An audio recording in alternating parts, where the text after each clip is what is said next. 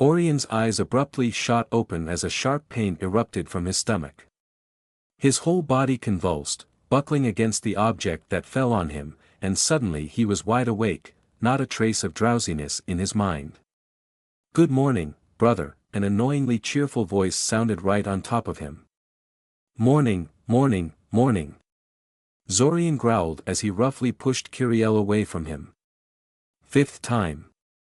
This was the fifth time the restart terminated after only a handful of days. How many times would Zack need to die before realizing he should back off for a while and try again later? Honestly, Zorian would have reconsidered his approach after the second attempt. He snatched his glasses from his bedpost and stomped off towards the bathroom before Kiriel could gather her wits. The short, irregular restarts were ruining every plan he cared to make, not to mention disrupting his concentration. He really couldn't do anything substantial while this was going on, other than browsing the library for helpful texts and hoping Zack would quit killing himself on a regular basis. What the hell was the boy trying to do anyway? He shouldn't get so worked up over it, though after all, how much longer could this possibly go on for? 10, 15 restarts. Yeah, that sounded about right. "Hi, Roach." Zorian wordlessly gestured for Taven to come inside before slowly closing the door and shuffling after her. He could feel her impatience at his sluggish pace, but he paid it no heed. He was deliberately stalling, trying to decide what to do. He fully intended to have a chat with the weird telepathic spiders that inhabited the sewers, but it would be lunacy to go there at this point. There was no guarantee they would be as friendly as they were the last time, and their mind magic made them dangerous even within a time loop. He needed a way to protect his mind before venturing into Scioria's underworld, and so far he had only found one ward that protected the caster's mind in the Academy archives. Unfortunately, that particular ward blocked everything related to the mind-based communication spells included. He needed something more selective than that. But just because he was unwilling to descend into the dungeon didn't mean he was content to let Taven get herself killed by going there either. He wasn't sure why he cared. Exactly, pragmatically speaking, he shouldn't be bothered, since everything would be reset in a couple of days and she'd be fine again. Still, he was bothered, and since he was forced to have this conversation repeatedly every few days, he could as well find a way to talk her out of going. He didn't think for a moment it was going to be easy. Taven was possibly even more stubborn than Zack. "So, Taven, how is life treating you?" he began. So, she sighed. "I am trying to secure an apprenticeship but it's not going all that well. You know how it goes. I got Nurthak to take me as his class assistant this year, so there is that. You wouldn't happen to have taken non-magical combat as one of your electives?" "Nope," Zorian answered cheerfully. "Figures," Taven rolled her eyes. "You really should have, you know. Girls love boys who exercise." Yes, nodded Zorian sagely. "Why are you here, Taven? You tracked me down here even though I only moved in yesterday and never told anyone which room here is mine. I suppose you used a divination to find me?" Yeah, Taven confirmed. "Pretty easy thing to do, really. Aren't these rooms supposed to have some sort of basic warding scheme placed on them?" Zorian inquired. "I'm pretty sure it's just rudimentary stuff like fire prevention and basic detection fields to warn the staff about fighting in the hallway and attempted demon summonings and whatnot," Taven shrugged. "Anyway, I'm here to ask you to join me and a couple of others on a job tomorrow." Zorian said nothing, patiently listening as she said her sales pitch. It was actually on Monday, not tomorrow. Taven's definition of tomorrow differed greatly from the standard definition, but other than that, she was actually fairly honest in her explanation of the situation. She even mentioned that there was a small chance they might encounter something very nasty in there, but emphasized that she and her friends were totally capable of confronting anything they may find there. "Right. Anything?" asked Zorian suspiciously. "You know, I happen to have read up on magical spider breeds, and they can be pretty powerful." A single grey hunter has been known to wipe out entire hunting parties of mages, and they're no larger than a human at their biggest. Phase spiders can literally jump on you out of nowhere and drag you off into their own private pocket dimension. Some of the breeds are even sentient and have mind magic at their disposal. The last one was a joke in more ways than one. Dungeon ecology was a giant mystery, even to mages that specialized in it, and information about monsters that made their home there was very scarce. As such, it was probably not surprising that he could find nothing on sentient telepathic spiders in the Academy library, even after conscripting Ivory and Kirathishli on the effort. Was it just him, or was the Academy library a lot less useful than he had imagined it to be? Every time he tried to find something there he got disappointed. Then again, the things he was trying to find information on lately tended to be obscure, borderline illegal or both. "Oh please," Taven snorted dismissively. "Don't be so paranoid.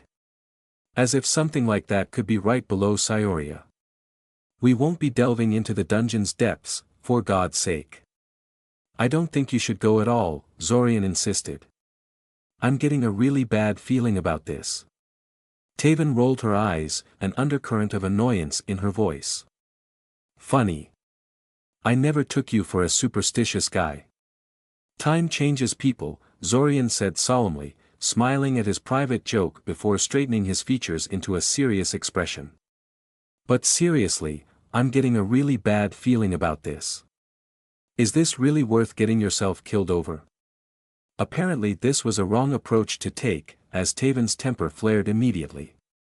He supposed she perceived his comment as an insult towards her skills as a mage. Before he could apologize and rephrase his argument she was already shouting at him. "I'm not going to die." Taven shouted irritably. "Gods, you sound just like my father. I'm not a little girl and I don't need to be protected. If you didn't want to come you should have just said so instead of lecturing me." She stomped off angrily, muttering to herself about conceited brats and wasted time. Zorian winced as Taven slammed the door behind her. He wasn't sure why she had reacted so strongly to his words, but apparently pointing out the potential danger of the job was ineffective and only pissed her off. Oh well, he didn't expect to succeed on the first try anyway. "Hi Roach. It is a good thing you came, Taven," Zorian said with a grave expression. "Come in, we have much to talk about." Taven raised an eyebrow at his behavior before shrugging and sauntering inside. Zorian tried to project a serious, ominous presence about himself, but it seemed to amuse her more than anything. "So I gather you wanted to see me then?" she asked. "I guess you're lucky I decided to drop by." "Then?" "Not quite," Zorian said. "I knew you would come today. Just as I know you're here to conscript me into joining you for a sewer run." "It's not a," Taven began. Only to get interrupted by Zorian before she could gather steam. "A sewer run," Zorian repeated. "Retrieving a pocket watch guarded by some very dangerous spiders from the top layer of the dungeon under the city."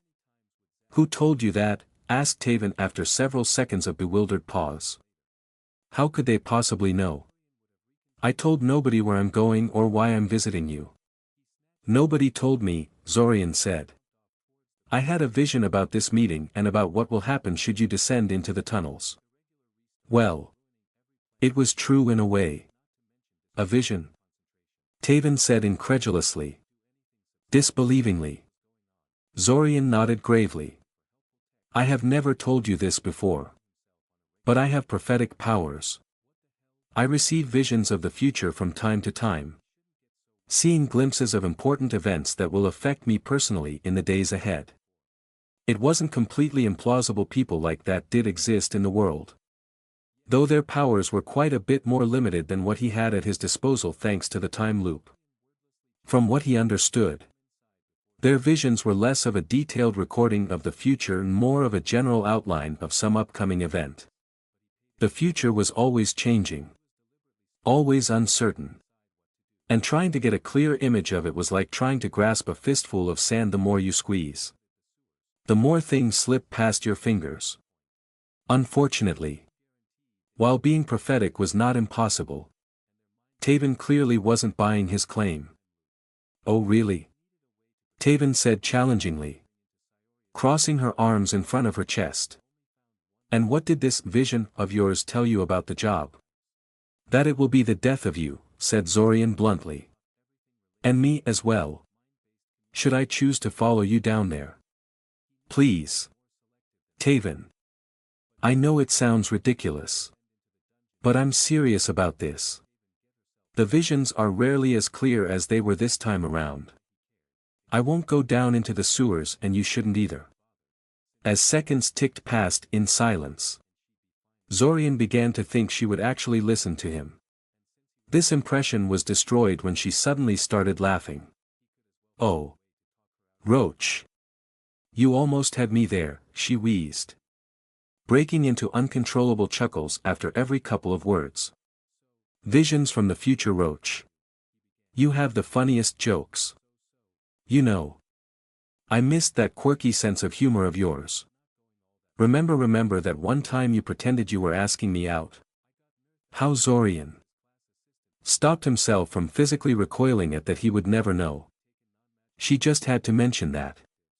Didn't she? He forcefully pushed away the memories of that particular evening, determined not to dwell on it. "Yeah," said Zorian emotionlessly. "What a funny guy I am. Why was he trying to save her again?" "So," she said, finally getting her giggles under control.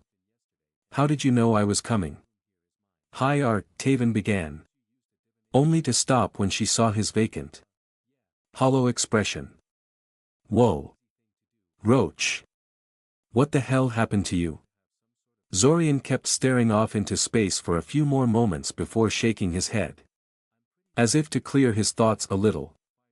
"Sorry," he said in a subdued voice, motioning her to get inside.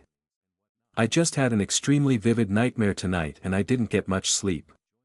"Oh," Taven said, collapsing on his bed like usual. "What about?" Zorian gave her a long look. "Actually, you were in it."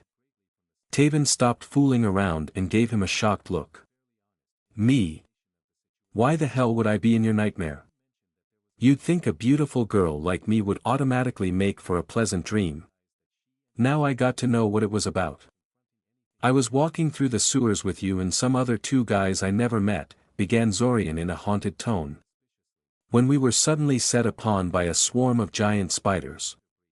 There were so many of them they just swarmed over us and started biting and—" He took a couple of deep breaths, pretending to be on the verge of hyperventilating, before finally calming down. "I'm sorry. It's just it was so real.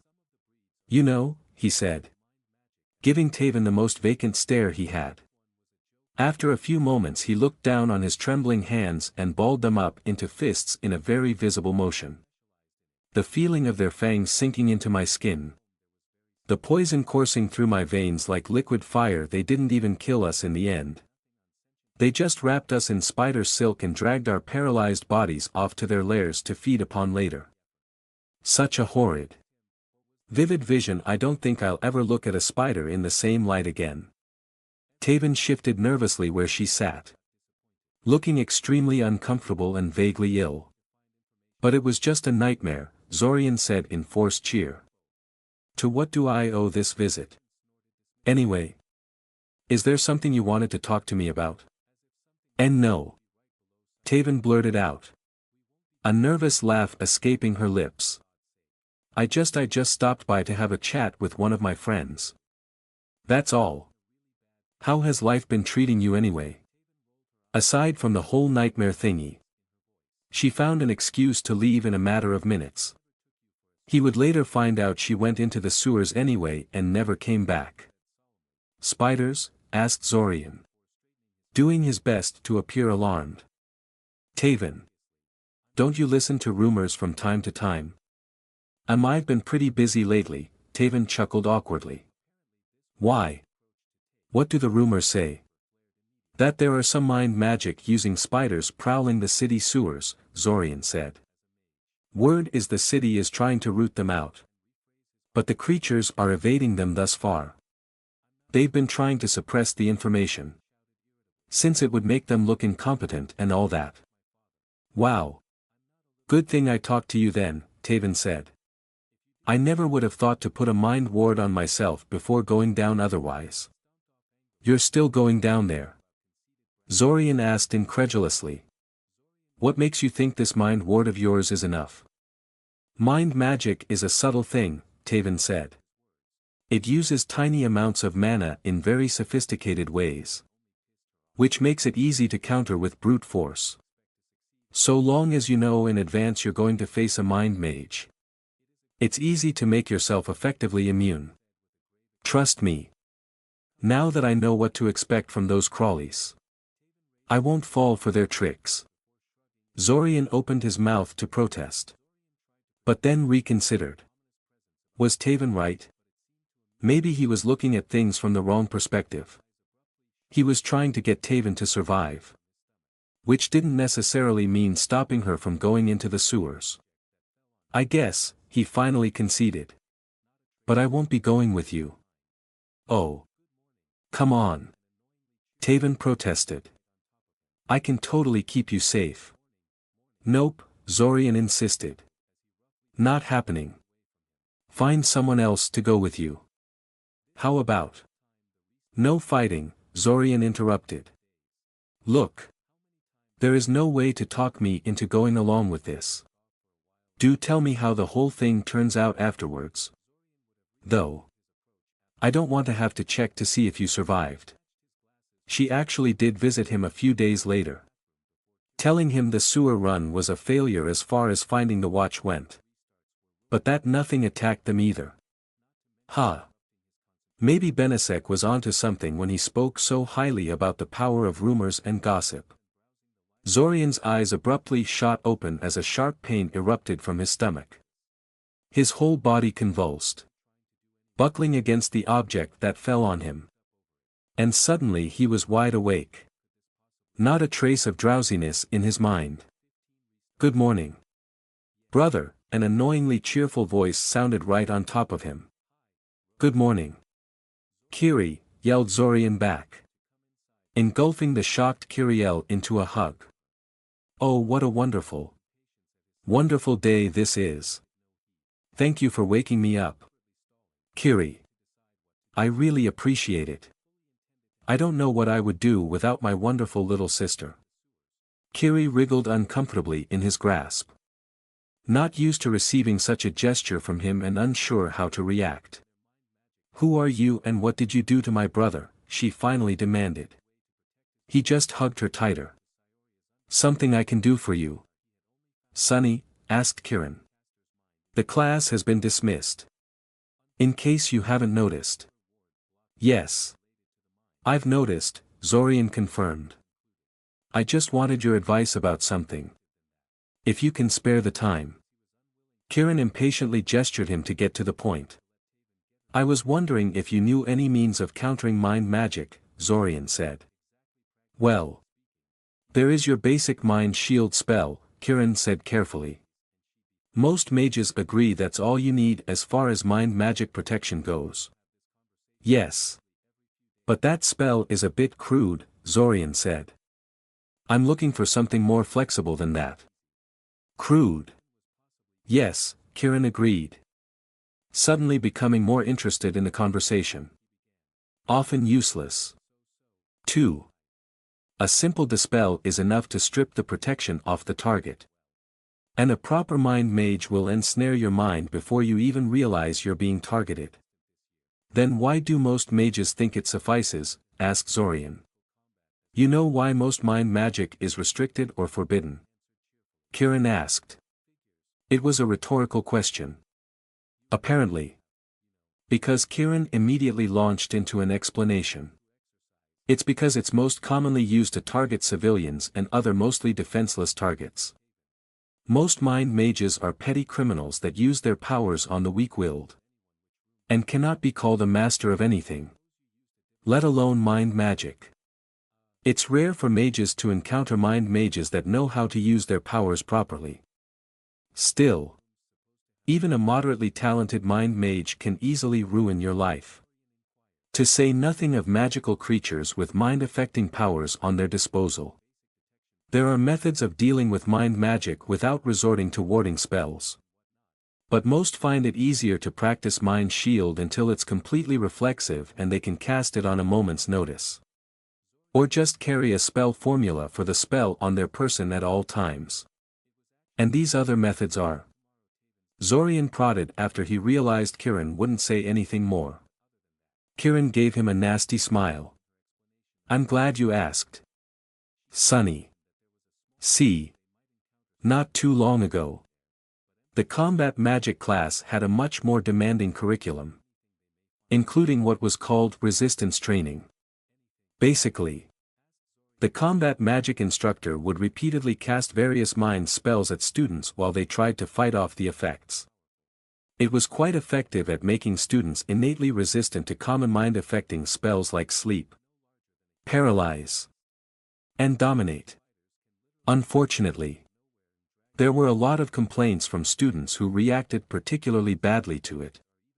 And after a number of scandals where teachers and student assistants were discovered to have been using the training exercise as an excuse to punish students outside of proper channels, the practice was discontinued. An overreaction in my opinion. But I was overruled. Zorian stood in silence for a moment, trying to digest this information.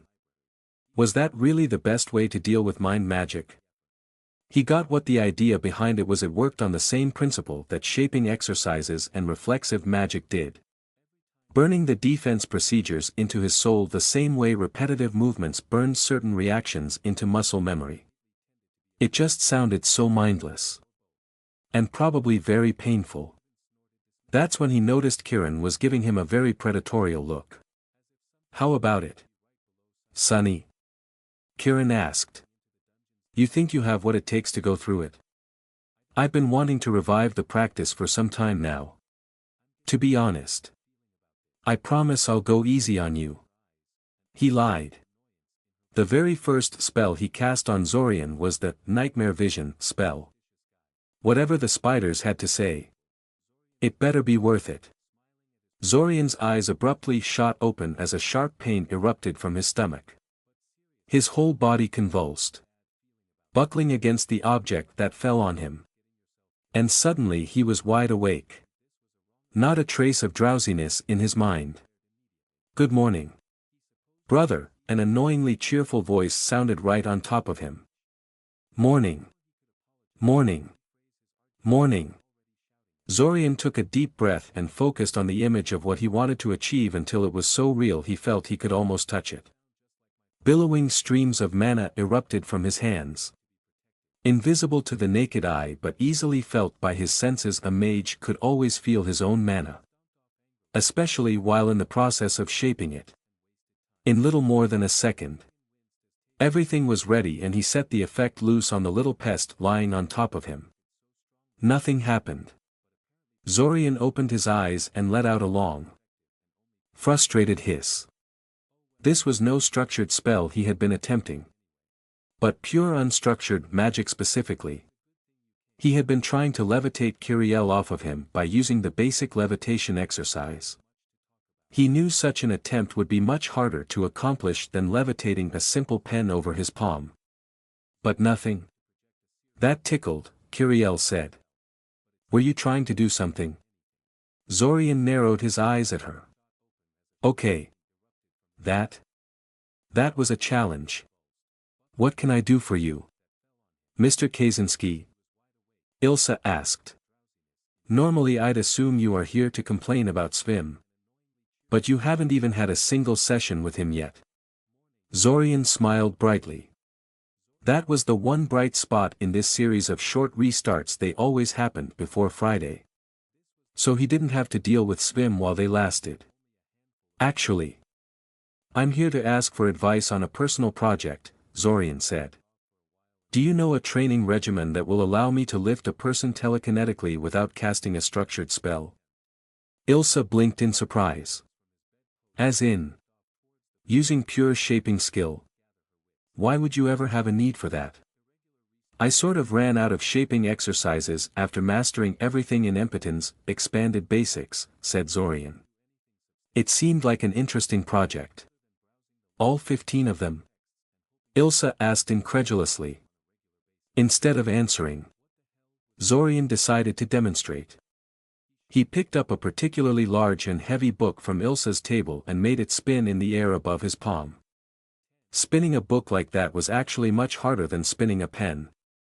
Because a book was a lot heavier than a pen and had a tendency to snap open unless a mage used magic to force the covers shut while it was being levitated.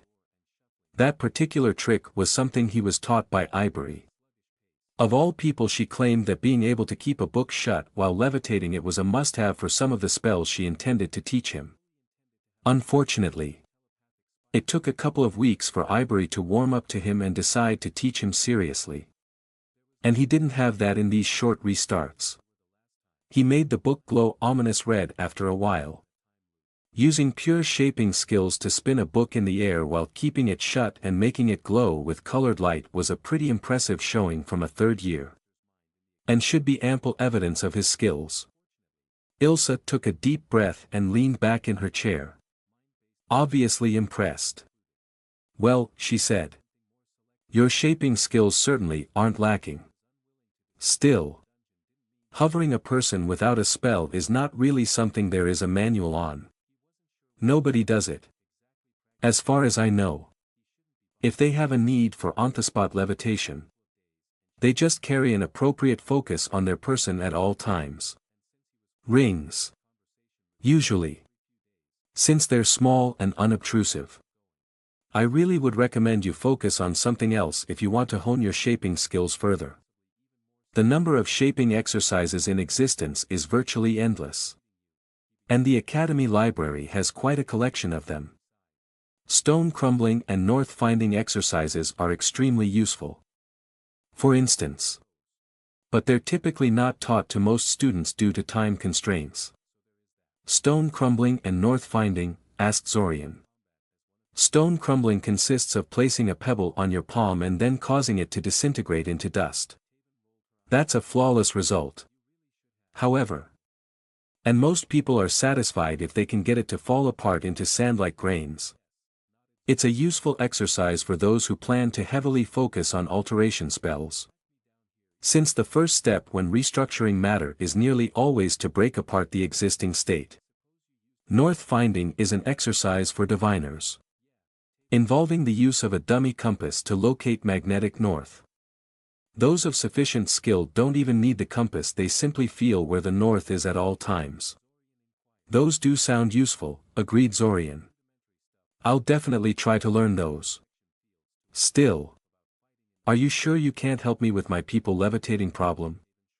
Ilsa gave him an annoyed look. You're still not ready to give up on that? Why are so many talented students so intent on wasting their time on useless pranks? Zorian was about to object but then realized she was right. He was essentially trying to prank Kyriel. Ilsa reached out and snatched the book out of the air, causing Zorian to blink in surprise. He was still levitating it. After a second of introspection he realized that yes.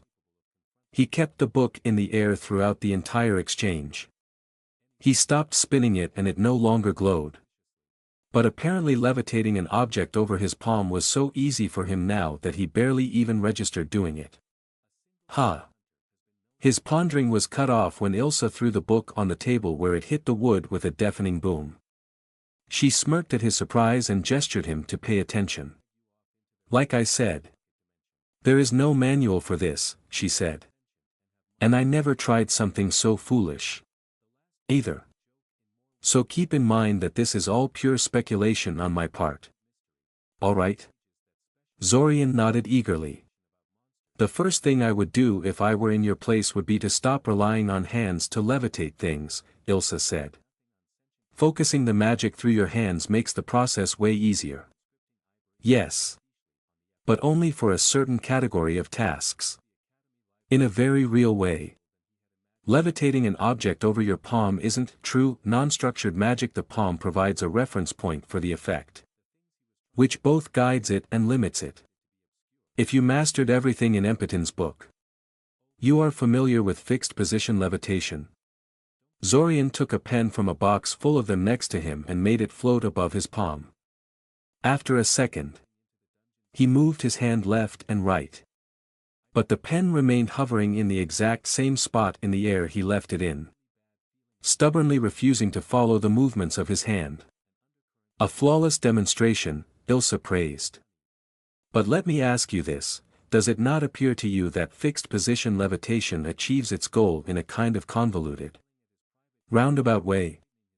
Why do you need an advanced shaping exercise to achieve something a simple levitate object spell can do as a matter of routine?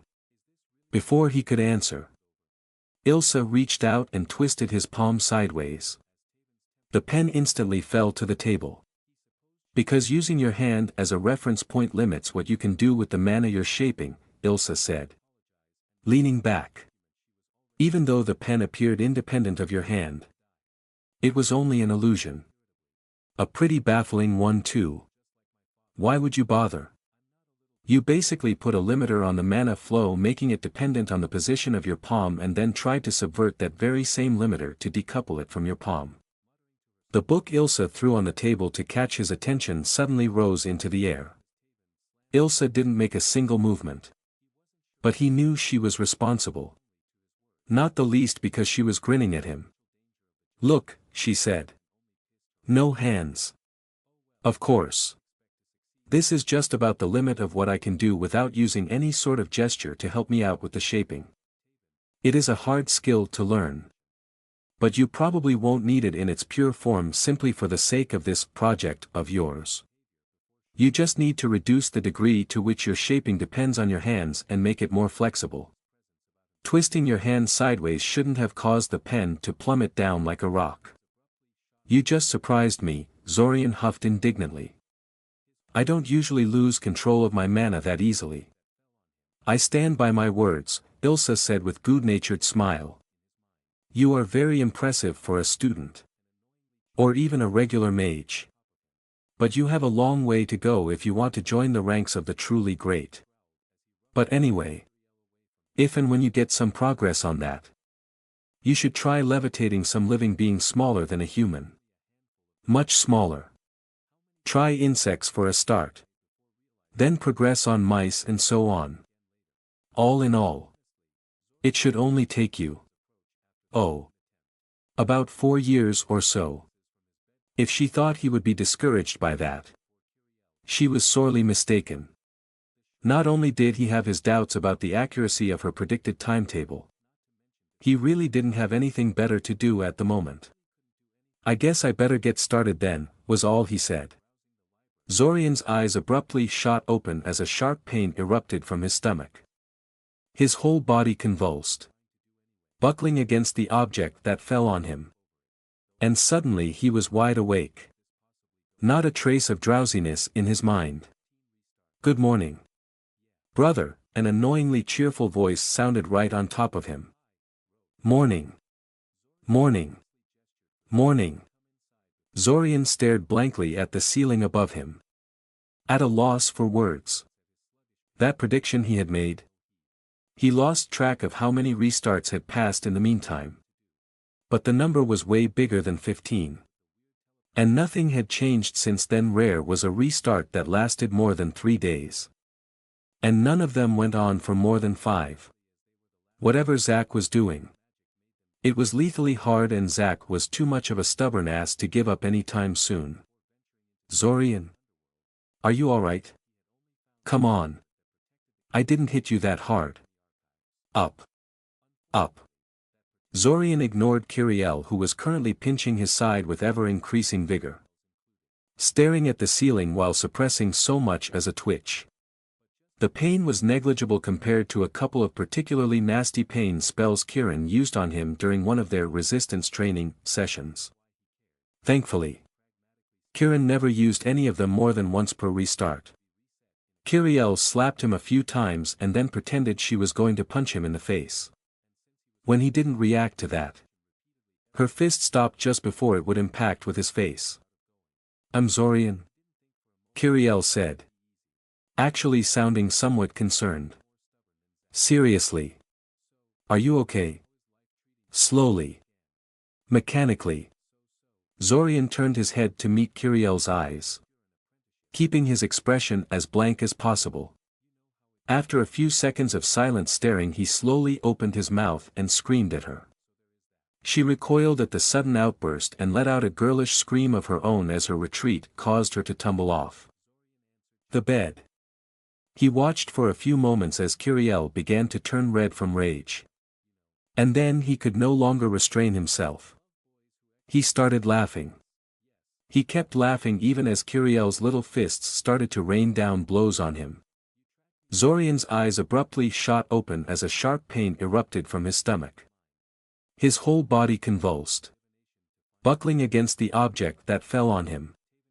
And suddenly he was wide awake. Not a trace of drowsiness in his mind. Good M. With an inarticulate yell, Zorian flipped Kiriel on her back and mercilessly started tickling her. Her shrieks reverberated through the entire house until Mother came up to his room and made him stop. Good morning, brother. Morning. Morning. Morning. A short silence ensued, broken only by the rustling of Zorian's blankets as Kiriel shifted impatiently on top of them. Kiri, he finally said.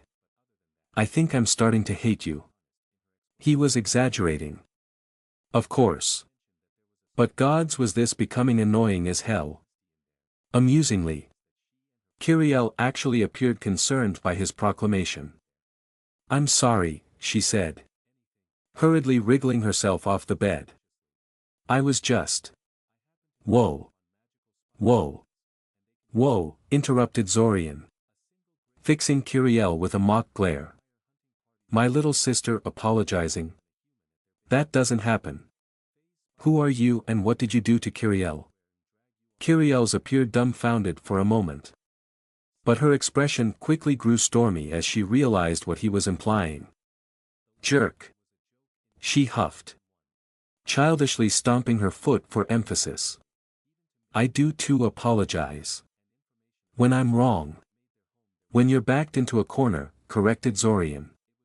You must want some pretty big favor out of me if you're this desperate to remain in my good graces. What's the story? He really did want to know. 2. She gave no indication she wanted something from him all those times he had been through this. Yet it must be pretty important to her if she was willing to apologize to get it. That didn't make much sense. Kiriel wasn't really a shy girl, and had no problems with making her wishes known in the past. For a moment he was tempted to conclude he misinterpreted the situation, but then Kiriel looked away and started mumbling something intelligibly. What was that? He prodded. Mother wants to talk to you, Kiriel said, still avoiding his eyes. Yeah. Well. Mother can wait, said Zorian. I'm not going anywhere until you tell me what you want from me. She pouted at him for a moment before taking a big breath in preparation. Please take me with you to Scioria, she said, folding her hands in front of her in a pleading gesture. I've always wanted to go there and I don't want to go to Koth with Mother and... Zorian tuned her out, shocked at the revelation. How could he have been so blind? He knew there was something strange about the ease with which he could convince Mother not to make him take Kiriel with him. But he didn't want to question a favorable outcome and so ignored it. Of course it was easy, she didn't want him to take her either. It was Kiriel who wanted to go.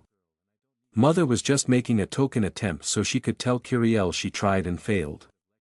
No wonder Kiriel always seemed so sullen on the way to the train station. Zorian? Please. He shook his head to clear his thoughts and smiled at Kiriel, who was looking at him with bated breath and hope in her eyes. Now how could he say no to that? That it would ruin Mother's schemes was simply a bonus. Of course I'll take you with me, he said. Really? So long as you behave. Why?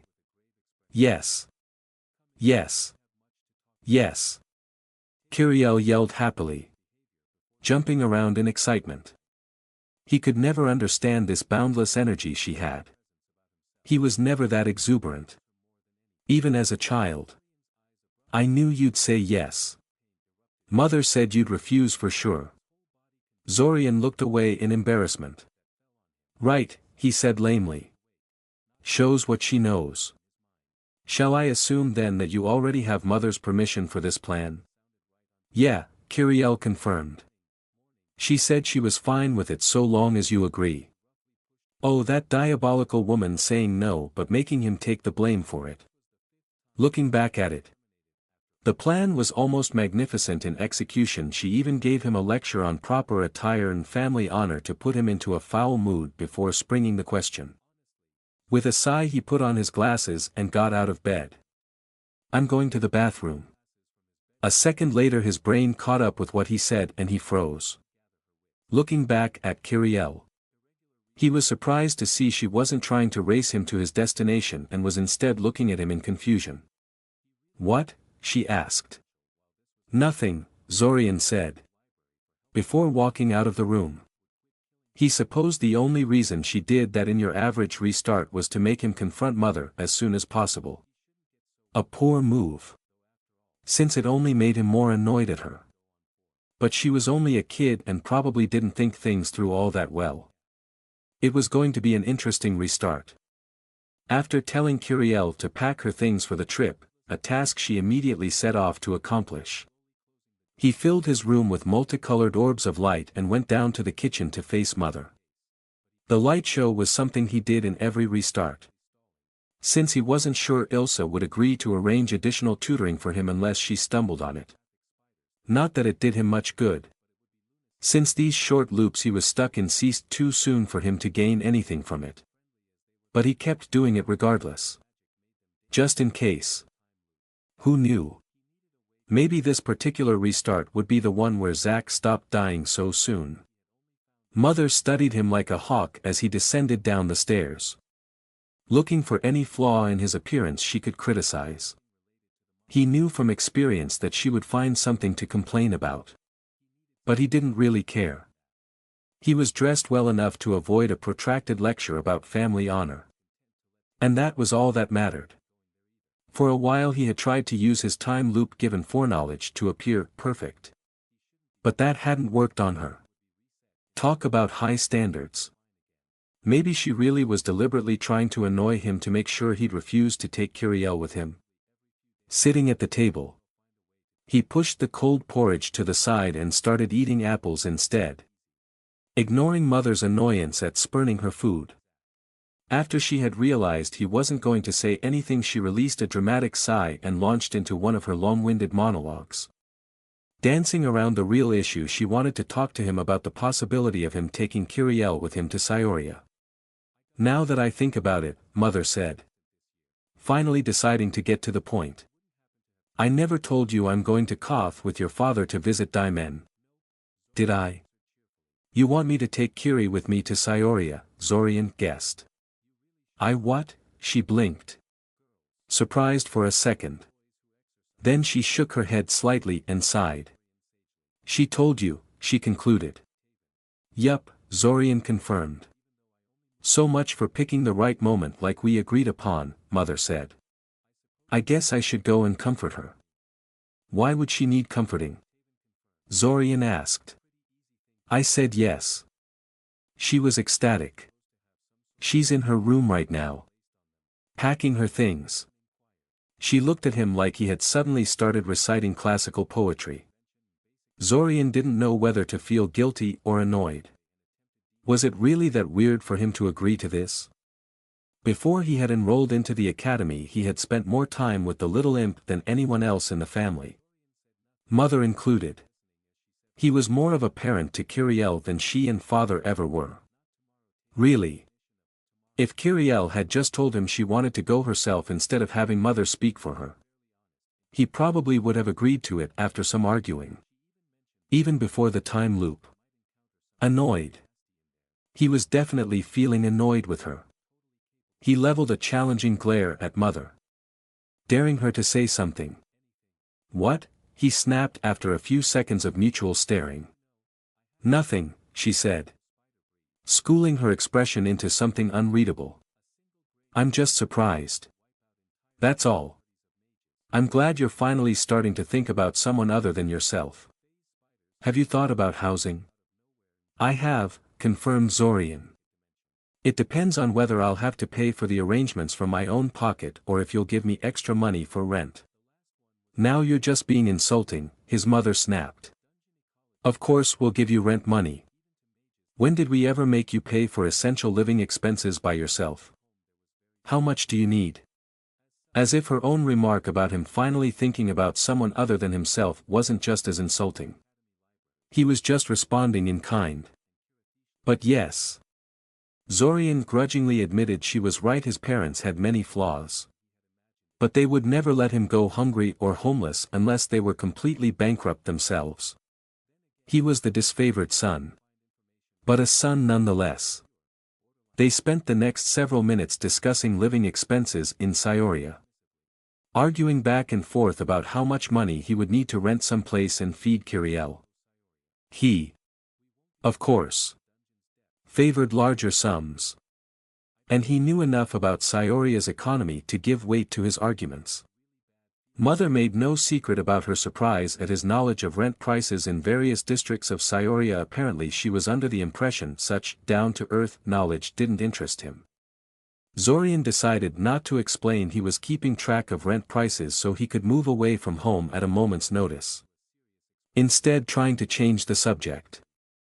He was not very effective in that regard. Mother was stubbornly fixated on that little factoid, but Ilsa's arrival saved him from her interrogation. Mother quickly excused herself, saying she was going to help Kiriel pack. But Zorian still led Ilsa back to his room when she asked him where they could have some privacy. He had to show her all those lights he accidentally forgot to dispel. After all. At first the talk proceeded in a fairly standard fashion. But the usual routine he was used to was quickly shattered when they reached the topic of habitation. According to this, began Ilsa, momentarily shaking a piece of paper she was holding. You lived in academy housing for the past 2 years. I assume you intend to do the same this year. 2. Air. Actually. No, answered Zorian. I'm taking my younger sister with me this year. So I can't do that. Unless the academy makes allowances for such things. It doesn't, Ilsa said. I figured, Zorian said. Not really surprised by that. We'll just stay in a hotel for a few days until I find a place to rent. Ilsa gave him a strange look that Zorian had trouble deciphering. You don't have a place reserved already? She asked. No, Zorian said. The decision was a bit abrupt, so I didn't have any time to make proper preparations. Why? I may have a solution for you in regards to that, Ilsa said, straightening her posture into a slightly more serious stance. You mean you know a place I could rent? Zorian asked. Ilsa nodded. That's fortunate. I guess. What do you have in mind?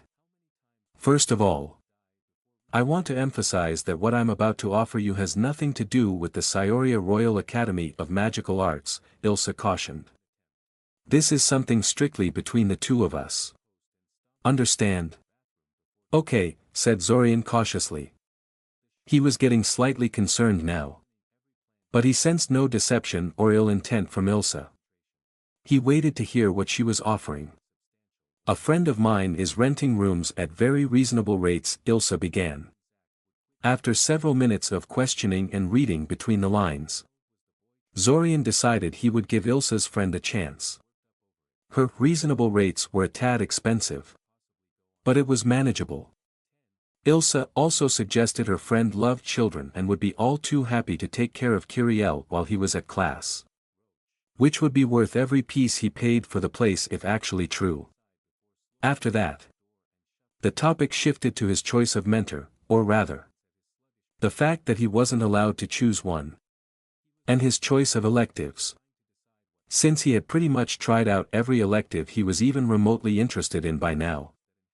His choices were pretty constant at this point: botany, astronomy, and human anatomy. He chose them solely because he knew for a fact that teachers of those particular subjects didn't care in the slightest if he chose not to come to class. And because Akoja didn't choose any of them as her electives, and thus wasn't aware he was skipping them. The moment Ilsa went back to the academy, Kiriel came barreling down the stairs like a herd of elephants. Ignoring Mother's admonishments about running inside the house. No doubt she had finished packing a while ago and had been simply waiting for Ilsa to leave so she could come out. "I'm ready," she grinned happily. "So you have everything packed?" asked Zorian. "Yup," she nodded. "What about my books?" asked Zorian. "Why would I pack your books?" she scowled. "You can do that yourself. Lazy ass." "Well. You did take them from my room and hide them under your bed," Zorian remarked. "Oh." Her eyes widened in understanding.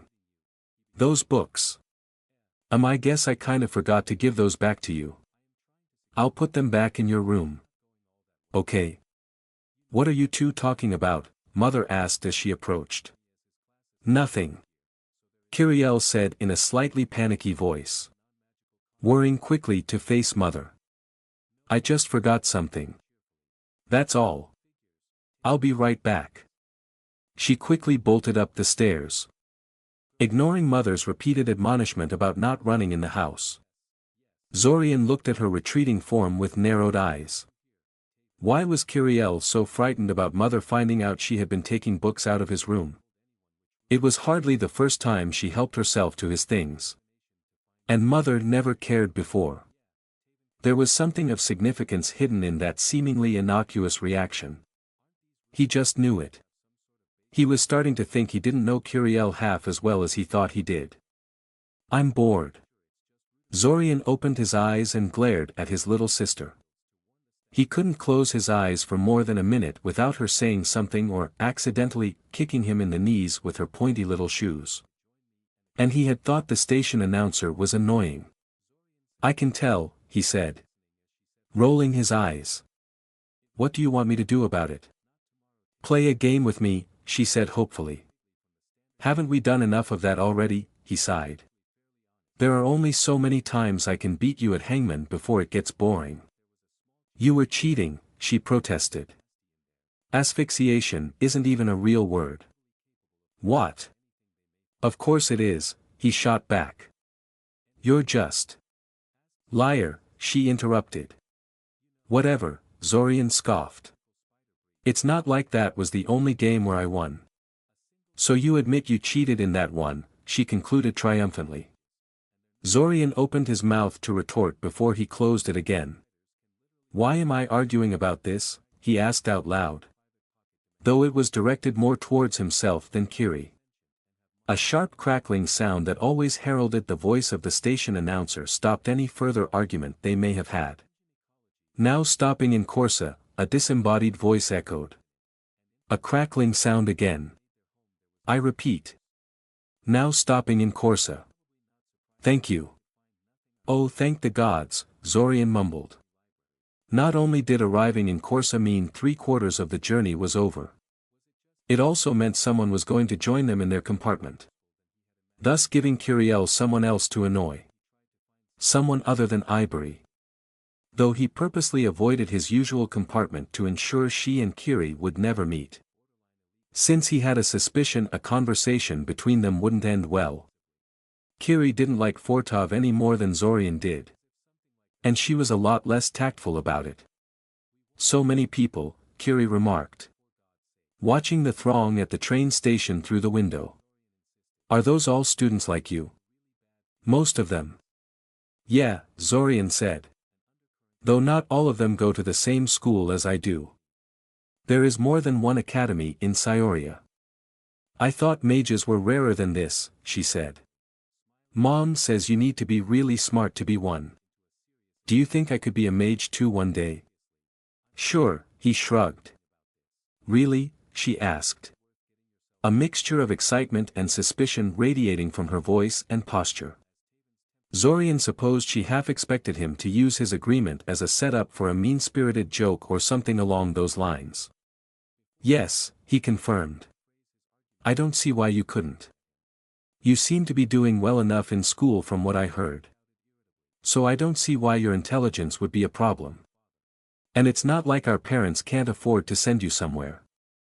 Even if it isn't Scioria. Kiriel didn't answer. Choosing instead to look through the window in silence and pointedly refusing to look him in the eye. He was just about to ask her what's wrong when the door to the compartment slid open. Distracting him. Björn Ivarin, the boy introduced himself. Can I sit here? Zorian waved him in without a word. This was the guy who inspired him to seek employment in the library the last time they had spoken with each other. The boy had been quite talkative back then. So he should be perfect. Even if he was disinclined to talk to someone so young. He doubted Kiriel would let him ignore her. And he seemed too polite to just plain snub her to her face. Hopefully he would keep Kiriel busy till the rest of the journey. I'm Kiriel Kaczynski, his sister promptly introduced herself. And that's my brother Zorian.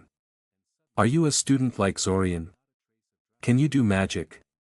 Air. Well yes, Björn said. Torn between desire to ask about the surname and a desire to be polite and answer Kiriel's question. Politeness won in the end. I'm only a first year. Though. So it's not like I have anything to brag with. Sadly for Björn. He would have to wait for a while before he could ask about the surname. Kiriel was on a roll. And promptly assaulted the poor kid with every question imaginable. Zorian soon found out that Björn was an only child of 2 first-generation mages from Corsa. And that his family had pretty high expectations of him. Björn was as excited to be away from his overbearing parents as he was about learning magic. That, at least, was something Zorian could empathize with. 3 older brothers. Huh.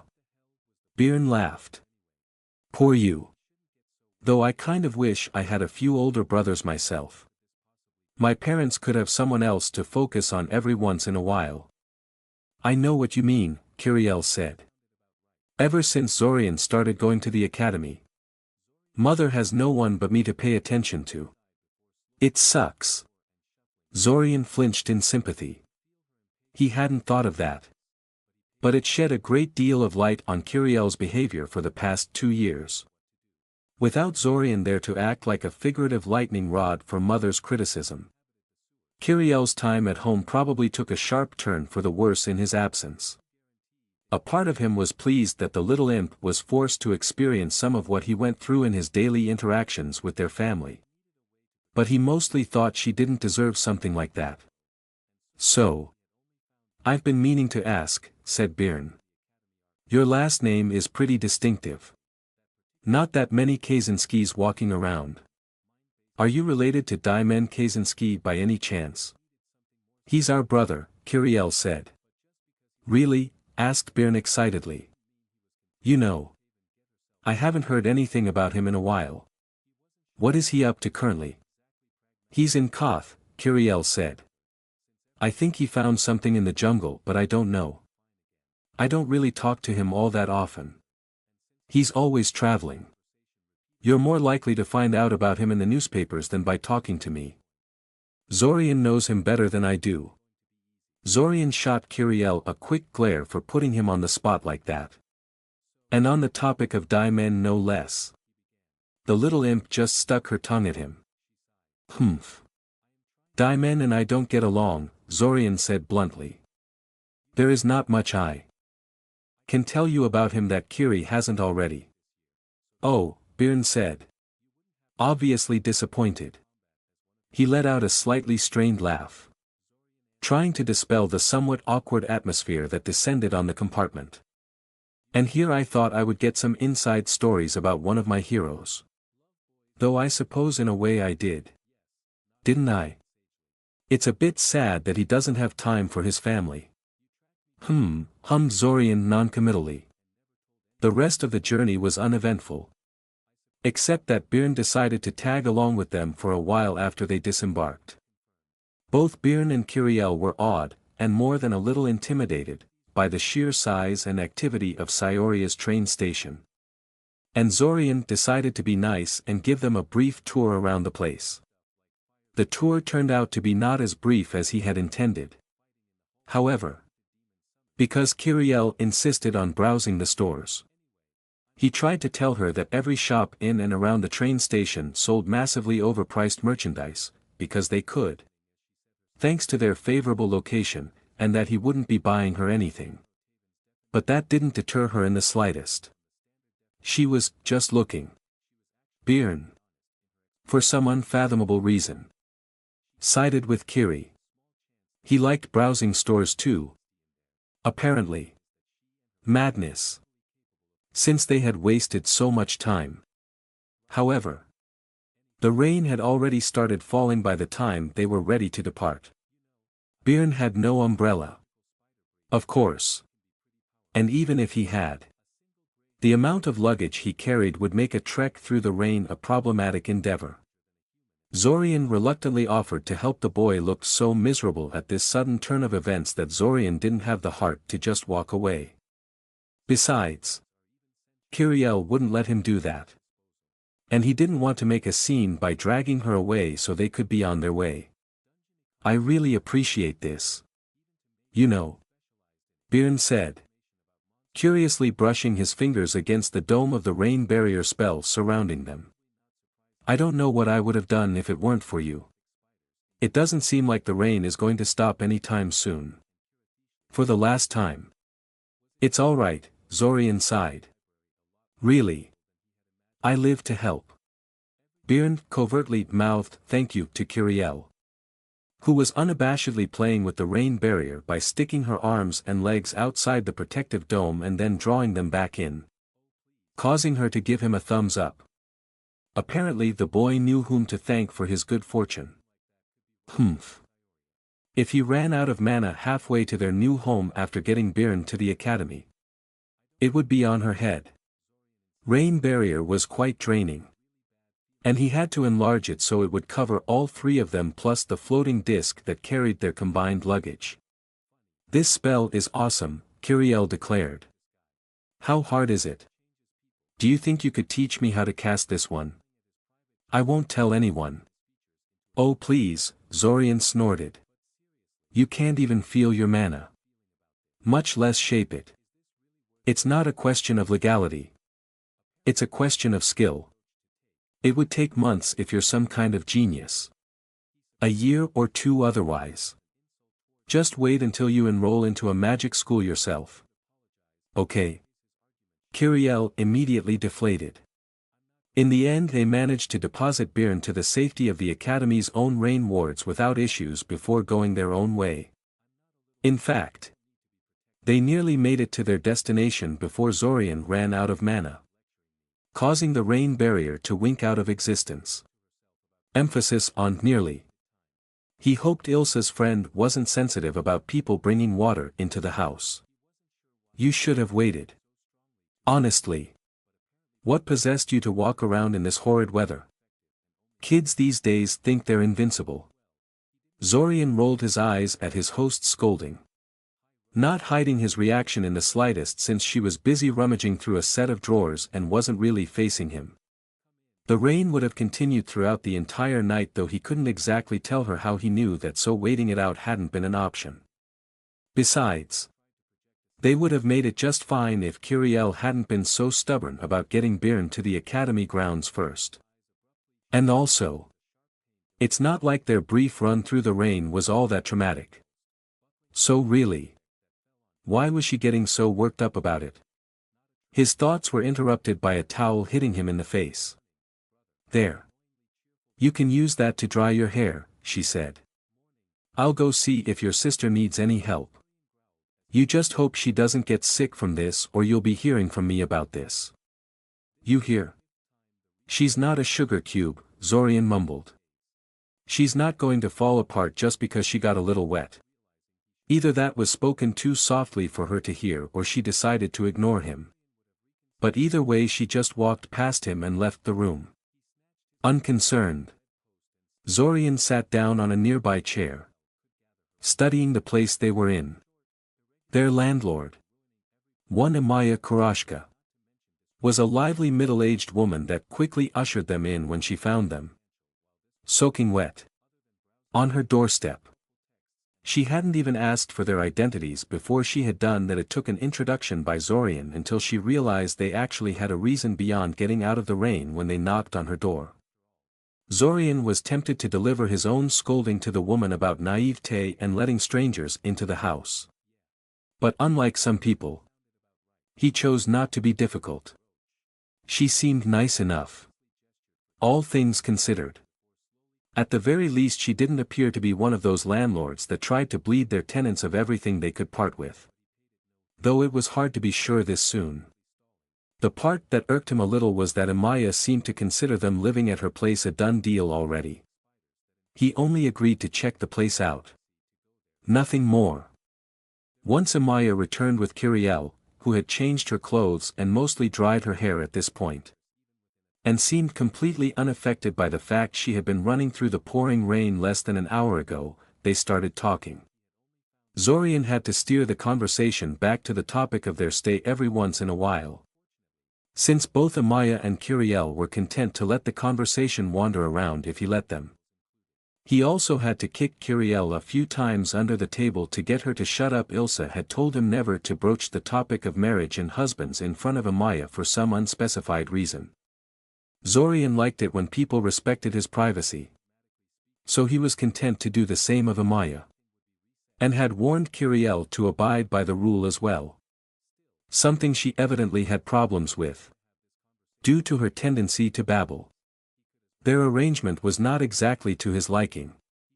In all honesty, Amaya's house clearly hadn't been designed for rent. It was a normal, if large, family home that had a bunch of empty sleeping rooms on the second floor. Zorian and Kiriel would be getting one of them, and they would be sharing the rest of the house facilities with Amaya and 2 other tenants that were scheduled to arrive in the next few days. That was a lot less privacy than he was comfortable with.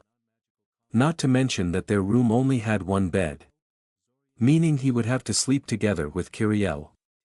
Zorian had actually spent a few nights with Kiriel when she had been younger, and knew for a fact that Kiriel was a restless sleeper and a cover hog. So he had big issues with that. Thankfully, they were the only tenants at the moment. So Amaya allowed him to claim an additional room for himself at no extra charge, with the stipulation that he move back in with Kiriel when she found a proper tenant for it. Zorian decided to quietly look into other places to rent tomorrow, just in case. Despite his novel living arrangements and Kiriel's presence, the next few days were fairly standard. He applied for the job at the library. He went to talk to Ilsa about advanced instruction and chose divination as a discipline he was interested in.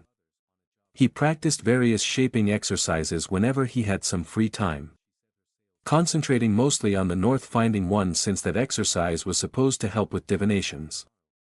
Taven tracked him down, despite his change of residence, and Zorian notified her about the rumors about mind magic using giant spiders running around the sewers to make sure she'd survive the encounter.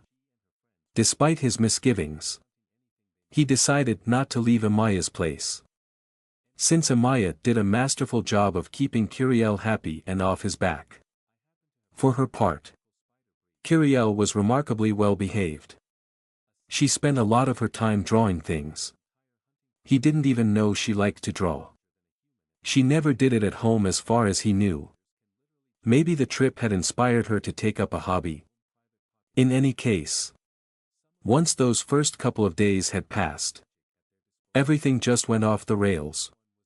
For one thing, the restart hadn't ended at that point and instead just kept going, which was noteworthy by itself. More importantly, however, he was once again asked by Ilsa to greet Kale and his daughter at Scioria's main train station, only to find out that Kale had also rented a room at Amaya's place, for pretty much the same reason that he had. Ilsa had recommended the place. So now he was living in the same house with his little sister, a teenage Morlock, and his daughter. And a landlord that didn't really act like a landlord. He was finally going to meet his divination instructor. Svim would be throwing marbles at him again come next Friday. Ilsa apparently visited her friend's house on a regular basis. And Amaya invited Taven to eat with them next Sunday while she was trying to talk Zorian into following her into the sewers. Clearly this was not going to be your average restart. I still feel like I'm taking advantage of you, Kale said, pouring a fistful of blue powder into a transparent glass container. And I still can't imagine why, Zorian said, not taking his eyes off the tiny blue mushrooms he was currently grinding into more powder. I stock your lab with ingredients. And you let me be your assistant while you do your work. You get to save a little money on reagents and I get some practical alchemical experience. What on earth is predatorial about that? Here. He thrust the powdered mushrooms to the white-haired boy, who sighed in defeat and went back to work. Zorian took the time to look around the workshop without being too blatant about it. I just don't think the price of restocking my workshop is worth whatever experience you're going to get, Kale said, pouring boiling water into the powder-filled container and adding some weird little black balls that Zorian didn't recognize. In fact, considering how good you are at this, I should probably be paying you for the help. Don't worry about it, Zorian repeated, hoping this time it would stick. He couldn't exactly tell the boy that his savings account would spontaneously refill when the loop restarted. So it was hard to explain why money wasn't too important for him. Overall, his interaction with Kale was a lot friendlier this time around. Grudgingly, he had to admit Kiriel had a lot to do with it. She hit it off with Kana pretty quickly, despite the other girl being practically a baby, which seemed to put Kale at ease with both of them. After that, the two of them discovered they got along pretty well and Zorian decided to help the Morlock with his alchemy and learn something at the same time, which led to their current situation. This whole situation is terribly strange, Kale said after a minute of silence. Not in a bad way, though. Kana is the happiest I have seen her in a while. I really am grateful to your sister for everything she has done for her. By the way, to be honest, I'm not sure how long it's going to last, Zorian admitted. For now she finds Kana cute. And probably finds it pleasing to have someone pay attention to her with such rapt attention. She tends to get bored really quickly, though. And in any case, she's only in Scioria temporarily while my family is off visiting my brother in Koth. Well, that's too bad, Kale sighed. Then he smirked at Zorian. Though I supposed you'll be relieved when she finally leaves. Well, who knows, Zorian said. We'll see how things go. She's not so bad right now. So maybe she won't be a total pest like she usually is. I'm hoping some of your daughter's attitude will rub off on her in time. Oh. That would be such a pity, Kale said. It would be a shame for such a lively girl to lose her spark of life. I myself wish Kana had some of that boundless enthusiasm.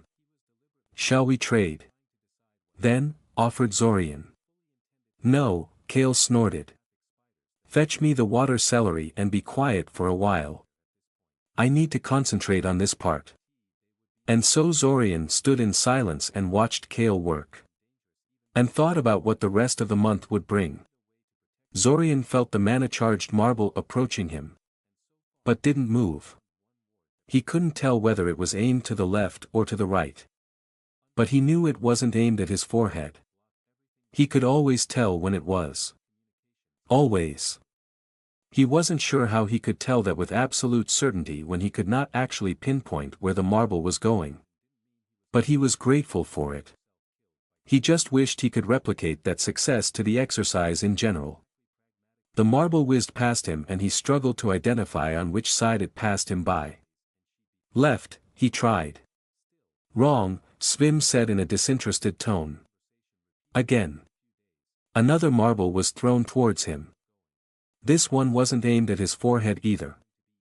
Not that surprising, Really, Svim stopped doing that when he realized Zorian could identify those with perfect accuracy. It wouldn't do to give Zorian free points. After all. Right, he said. Wrong, Svim immediately responded. Again. Zorian frowned behind the blindfold. Did it just seem that way, or was he actually getting worse at this as time went by? Something was very wrong here. At the beginning of the session he was getting more than half of them correctly. But now he was constantly getting it wrong. He'd have thought he'd guess correctly every once in a while. Through statistical inevitability, if nothing else. There were only two possibilities. That's why. When Svim threw the next marble, Zorian quickly wrenched the blindfold off to see what the deal was. The marble flew straight over his head. I didn't say you could take the blindfold off, Svim calmly said. As if Zorian didn't just catch him red-handed. That's cheating. Zorian protested.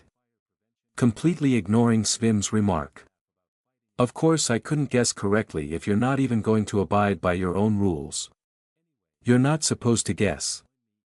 Mr. Kaczynski, Svim said unapologetically. You're supposed to sense. I was sensing, Zorian ground out. If you were, you would have realized what was happening far sooner. And you would not have needed to take off the blindfold to identify the problem, Svim said.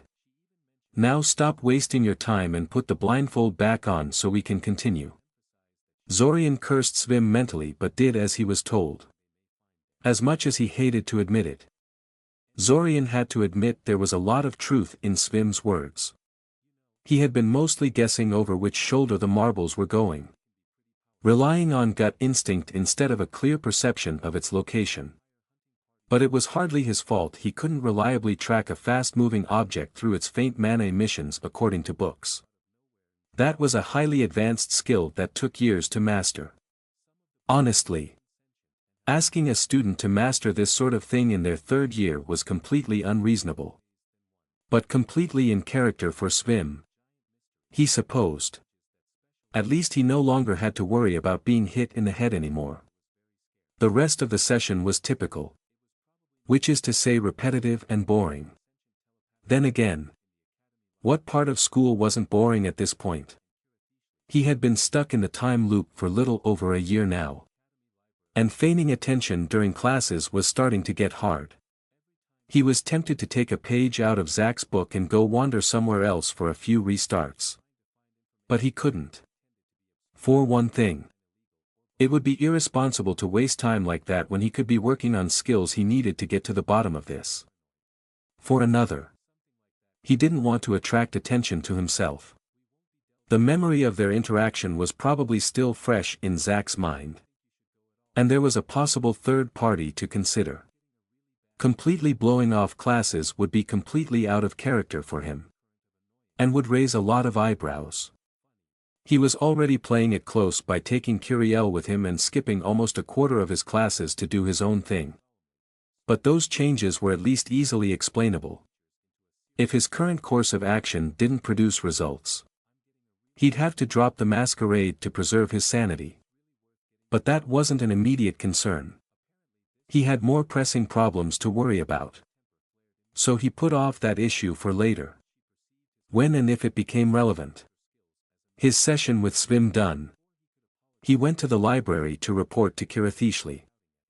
Normally he didn't go to work on Fridays. Since dealing with Svim tended to kill his mood very fast. But he was feeling just fine today. He was getting used to the irritating man's antics. It seemed. Zorian. Kirathishli greeted. Good timing. We just got a new shipment today and Ibury had to go home early.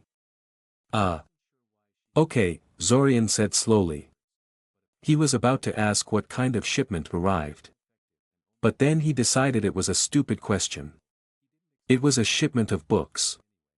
Of course. What do you want me to do? Just unpack the books out of their boxes and separate them into rough categories, answered Kirathishli. Pointing in the direction of a small mountain of boxes. I'll inspect them in more detail later to see what to do with them.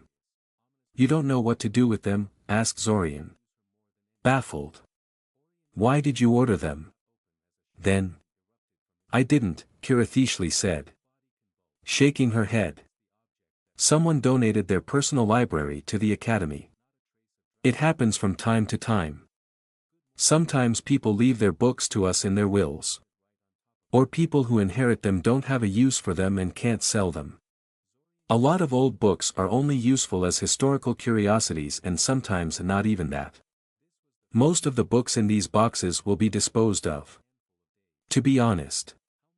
Oh? Asked Zorian. Opening one of the boxes and pulling out one of the books stacked inside of it. It was a manual about cultivation of plums. The cover said it was published 20 years ago. I'm surprised by that. I distinctly remember you saying that librarians should preserve everything they can rather than pick and choose what they think is good or useful. Oh, shut up, Kirathishli grouched. Taking a half-hearted swipe at him that he dodged. It's an ideal to be followed. Not an unbreakable law. There is only so much space in the library.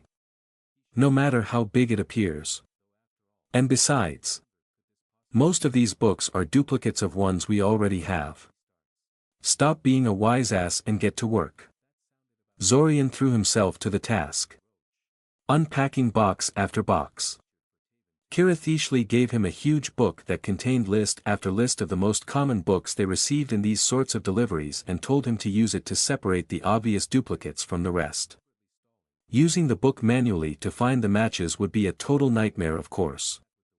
Especially since the letters were in a really tiny print in order to cram as many words as possible on every page. But Zorian knew it was designed with something else in mind.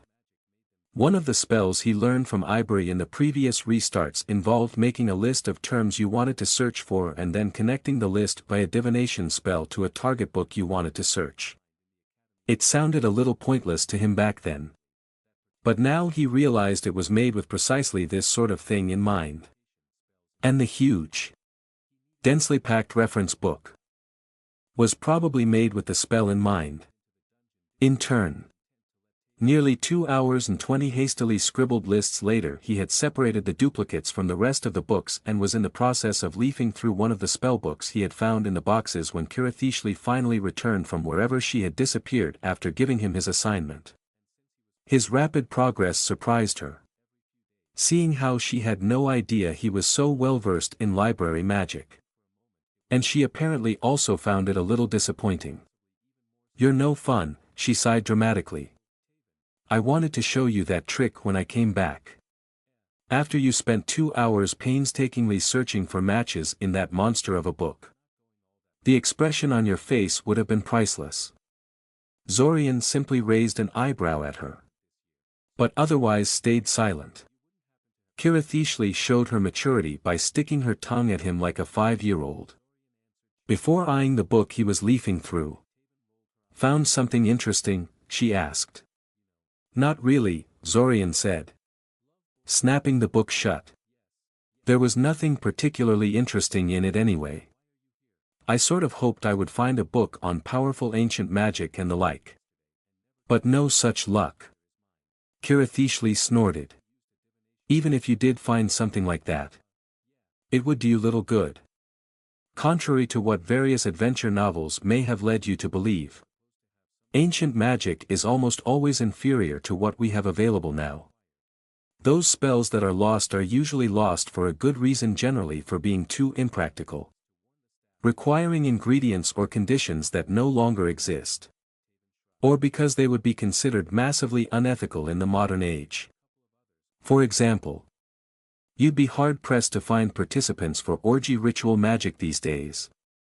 And her one volcanic spells relied on conditions present in one particular volcano that hasn't been active for more than 200 years. Zorian blinked. Oh. Well, that's disappointing. Quite, Kirathishli agreed. And even when those spells can be cast without issue, they tend to be infuriatingly inflexible and long to cast. Mages of old didn't have the sort of shaping skills modern mages have. So they compensated by making their spells long and hyper-specialized. There were hundreds of color-changing spells, for instance. But most of them differed only in which color the spell changed the affected objects into. It has been a persistent trend in modern times to generalize spells. Since better training methods allow modern mages to make up for the spell's lack of precision with the sheer control they have over their magic. Making a lot of old spells obsolete to a properly trained mage, finished Zorian. He had always known that most history books presented a heavily idealized image of their ancestors. Their portrayal of the desertification of northern Mycena, he refused to call it cataclysm. As if it was some natural occurrence beyond Icosian control, and subsequent exodus to Altazia was proof enough that they were given a sugar-coated version of history. But he hadn't realized Icosians were also crappy mages in addition to being short-sighted assholes. And you have to be one if you plan to get certified. You know. I've always wondered why so many really easy spells are classified as first circle ones. I thought it might be a deliberate policy by the guild to encourage certification. But I guess a lot of those were not nearly as trivial when they were first rated. That. But you also have to consider things from the perspective of the spell's maker, Kirathishli said. It's a lot more prestigious and profitable to make a first circle spell than a 0th circle one. So they almost never classify a spell as anything less than first circle. And the guild allows them to get away with it. Probably for the very reason you stated. A determined person could probably get the guild to lower the classification on a lot of those spells. But you'd make a lot of enemies. Especially the spell crafter interest groups. It would be a thankless task. And you'd constantly have to watch out for people trying to roll back the changes. Zorian digested this information in silence. He had no intention of involving himself in such high-level politics. Of course. Either in the time loop or outside of it. If there was one thing his parents had driven into his skull with their endless sermons, it was that his strengths did not lie in that area. Granted. That probably wasn't what those sermons were designed to do. But that wasn't his problem. Still. Things like these were useful to know. He'd have to prod Kirathishli for more stories in the future. When Kirathishli told him to go home, Zorian was all too happy to oblige her. It had been a long, and boring, day. What with the regular classes, his session with Svim, and working in the library. And all he really wanted was to go back to Amaya's place and relax. Sadly, it was not to be. Because the moment he stepped out of the library he was accosted by a shady-looking man that had been waiting for him just outside the entrance. Well. Maybe accosted was a too strong of a word technically. The man in question was just leaning on a pillar next to the entrance. Not blocking his path or even speaking to him. Nonetheless. The moment the man glanced up and their eyes met, Zorian knew the man had been waiting for him. And him alone. Middle-aged. Dressed in a cheap, rumpled suit and unshaven. He almost looked like one of Sioria's many homeless people. But there was a confidence in his posture that didn't fit that image. He halted in his tracks instantly. And an uneasy silence descended on the scene as they both analyzed one another. Zorian had no idea who the man was or what he wanted to do with him. But he wasn't inclined to be charitable. He had not forgotten the way he was assassinated in one of the initial restarts. And had no wish to repeat the experience. Zorian Kaczynski, the man finally asked. That's me, confirmed Zorian. He didn't think lying would work. And it would be better to have a confrontation close to the library than to get ambushed in an empty street on the way home. Detective Haslush etc. Sioria's police department, the man said. Ilsa sent me to be your divination instructor. Zorian didn't know what to say. Ilsa picked a detective as his instructor. So much for his idea of talking his new divination instructor into teaching him the restricted divination skills he needed to actually investigate this time loop business. Why did it have to be law enforcement? Of all things. That's great, Zorian said flatly. I was wondering when Ilsa would find someone. If his lack of enthusiasm bothered the man any. He didn't show it.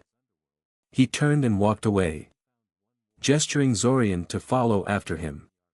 Come on, kid. Let's go find a tavern to sit in, he said, shoving his hands into the pockets of his jacket. Oh yes.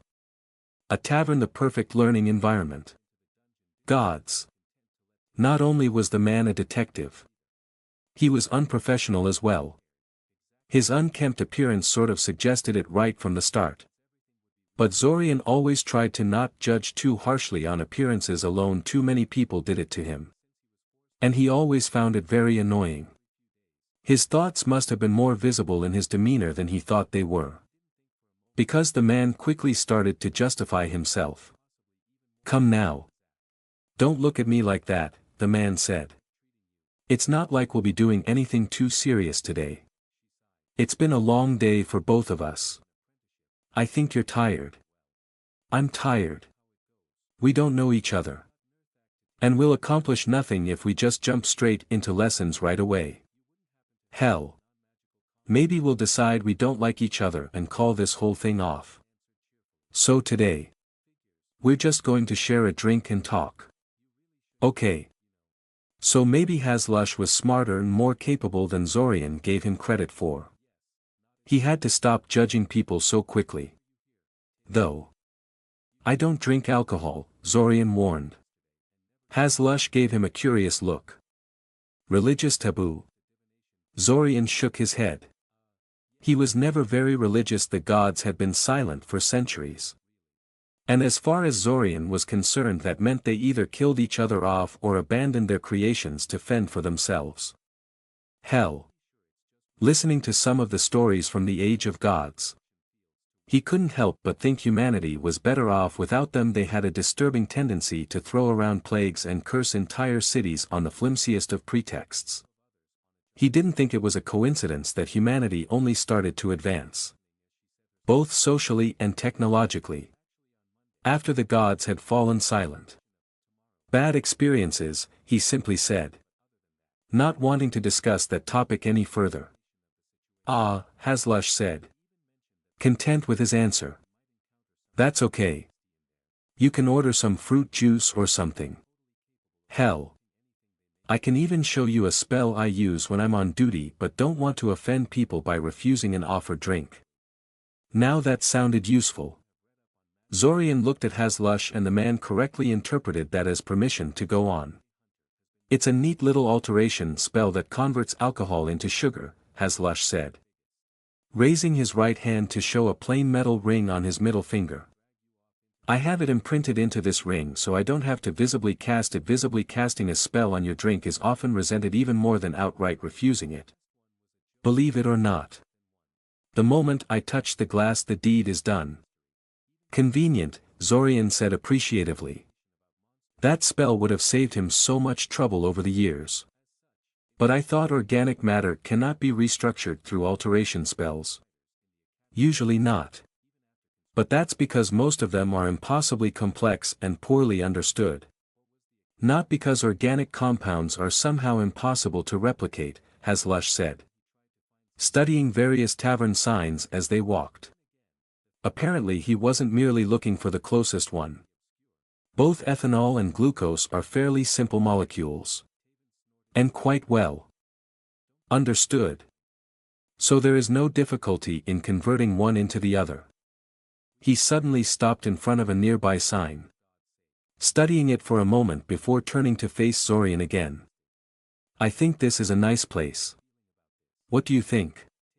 Zorian's experiences with taverns were very limited and generally unpleasant. So he simply gestured Hazlush to go in before following after him. It wasn't as bad as Zorian had feared. The insides of the tavern were dark and the air was a bit stale. But the tables were clean and the noise was manageable. Hazlush picked an out-of-the-way table in the corner and cast a long, complicated spell on it after they both ordered a drink. Probably a privacy ward of some kind. Zorian expected the man to start interrogating him the moment the spell snapped into place. But it didn't play out like that. If Hazlush was interrogating him, he was doing it too subtly for Zorian to notice. Hell. The man didn't even ask him about Daimen.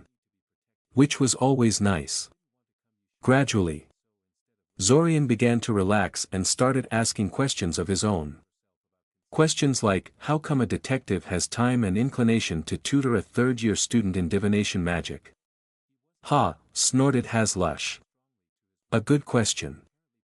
Usually something like this would be the last thing on my mind.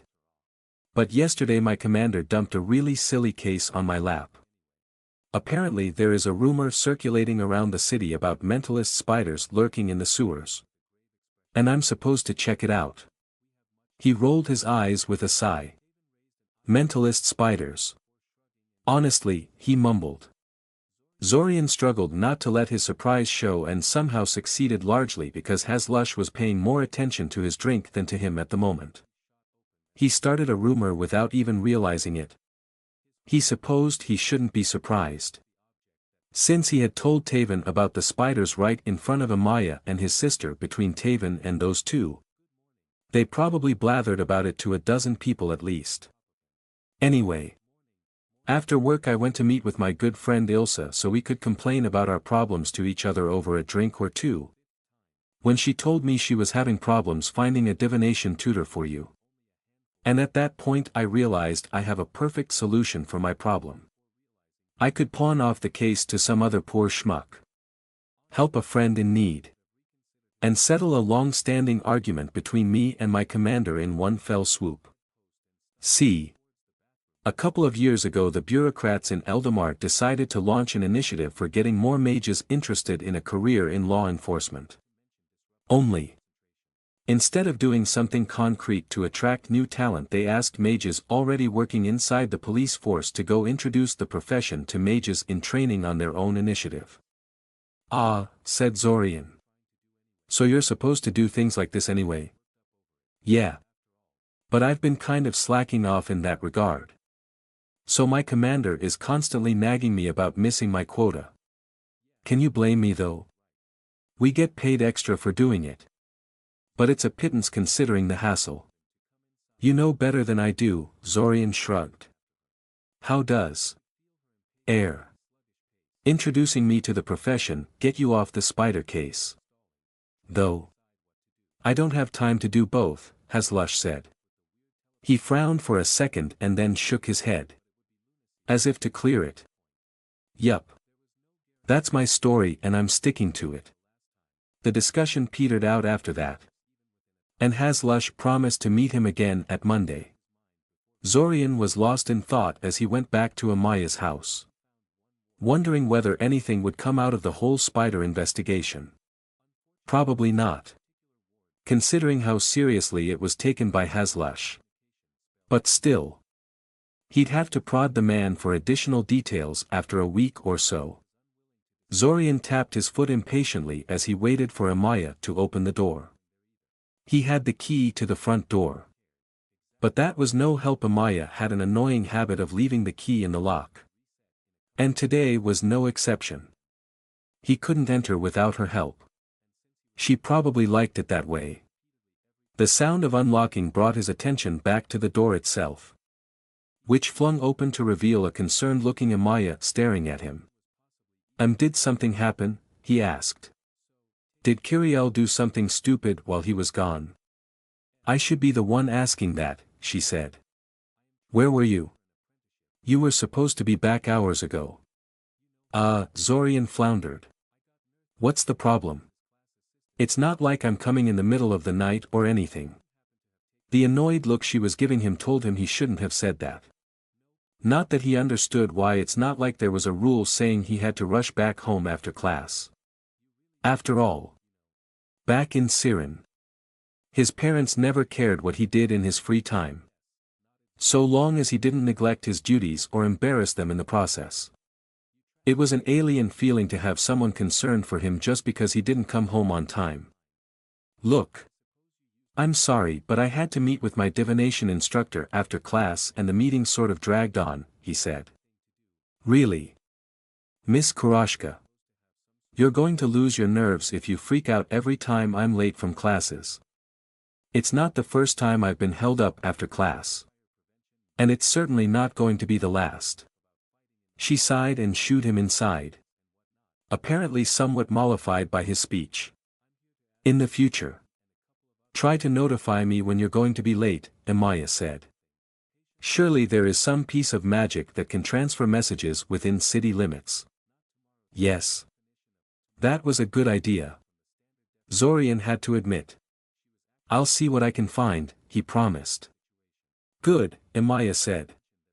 Your sister has been asking for you for a while now. You know. Zorian groaned. She hasn't been a bother. Hasn't she? No. She's a little angel, Amaya said. Waving his concerns away. Zorian silently rolled his eyes at the idea of Kiriel being an angel. If Kiriel was so nice, then why did Amaya want him to come home so badly? She spent most of the day drawing. Playing with the magic cube you gave her. And talking with Kana. Or should that be talking at Kana? I swear. That child is far too quiet. I have to talk to Kale about it one of these days. It's not normal for a child to be so withdrawn. Zorian quietly nodded. Pleased that the cube he made was such a success. It was nothing special.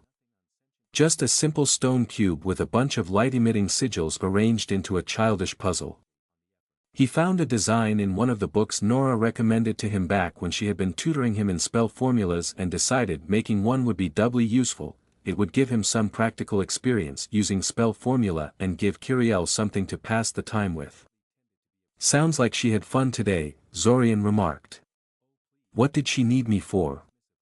Then. Amaya gave him a strange look. You're her big brother. She doesn't need a special reason to miss you. And the real reason? Zorian pressed. Kana dozed off and your toy ran out of mana and went inert, Amaya finally admitted after a second of silence. Ah, Zorian nodded. He noticed the design had very little in the way of mana storage. But he wasn't feeling confident enough to redesign it while creating the cube. There was a reason why the cube had such rudimentary mana reserves. After all, large concentrations of mana tended to explode if handled inappropriately. And the cube was meant to be practice for beginners. Beginners that could totally botch things during the first couple of tries. Considering how many problems he had with simply recreating the design on the stone cube, he felt he had made the right choice when he had decided not to mess with the base design. He would simply make more of them if Kiriel still wanted to play with one. It was good practice. Anyway. She's in her room. I guess. No. She's in your room. Reading your books, Amaya said casually. Zorian's eye twitched. Resisting the urge to march straight into his room and throw Kiriel out. In reality, he was lucky to have a room to call his own at all. Amaya still hadn't found anyone willing to rent the other room in the house. And Zorian was grateful for it. Since it meant he could keep the room for himself. Unfortunately, his ability to keep Kiriel out of it was completely non-existent. Kiriel had no inhibitions about coming and going there whenever she pleased. And Amaya was even less inclined to stop her than their mother had been back in Siren. She seemed to find Kiriel's behavior natural. And the little imp knew it. She knew she could get away with just about everything. Since Amaya liked her better than she did him. And she exploited it to the hilt. That's why. When Zorian loudly entered the room, she completely ignored him. She was lying on his bed with an open book in front of her. Her feet comfortably resting on his pillow. As he watched her, she reached towards the plate of biscuits Amaya had brought her. Intent on scattering even more crumbs over his bed sheets. Hey, she protested. Those are mine. Get your own biscuits. Zorian ignored her and studied the plate full of biscuits he had snatched away from his demonic little sister. You know. Originally I just wanted to get your attention and stop you from making an even bigger mess than you already have. But they do look kind of tasty. No. Kiriel wailed as he opened his mouth, threatening to swallow a handful of biscuits at once. She seemed reluctant to leave his bed to get them back. Though. She probably knew he wouldn't allow her to claim her spot back easily should she ever relinquish it. Clever little imp that she was. Tell you what, he said, closing his mouth and putting the biscuits back on the plate. I'll give you your biscuits if you get rid of all the crumbs you put on my bed. Kiriel immediately swept her hands over the sheets a couple of times, pushing all the crumbs to the floor in front of the bed. Her task done. She flashed him a cheeky smile. Ha ha, said Zorian humorlessly. Now go get a broom and do it properly. I'll eat a biscuit for every minute this mess remains in a room. He punctuated his words by shoving one of the biscuits into his mouth. They were quite good actually. Kiriel let out a cry of protest and jumped off the bed in a huff.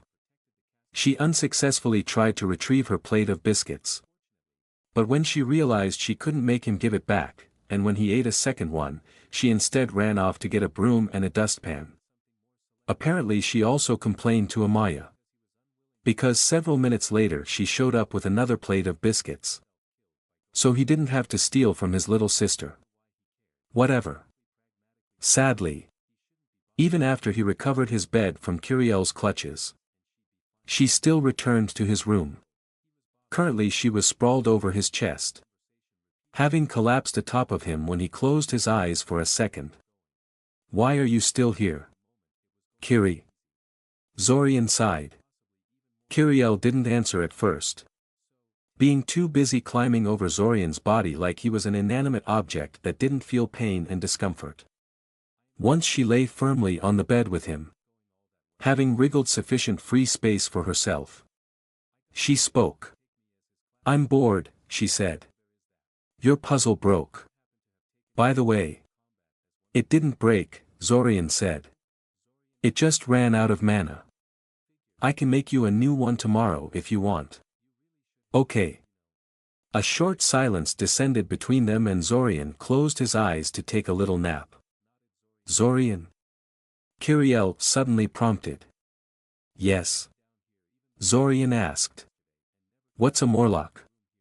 Zorian opened his eyes and looked to the side, fixing Kiriel with a curious expression.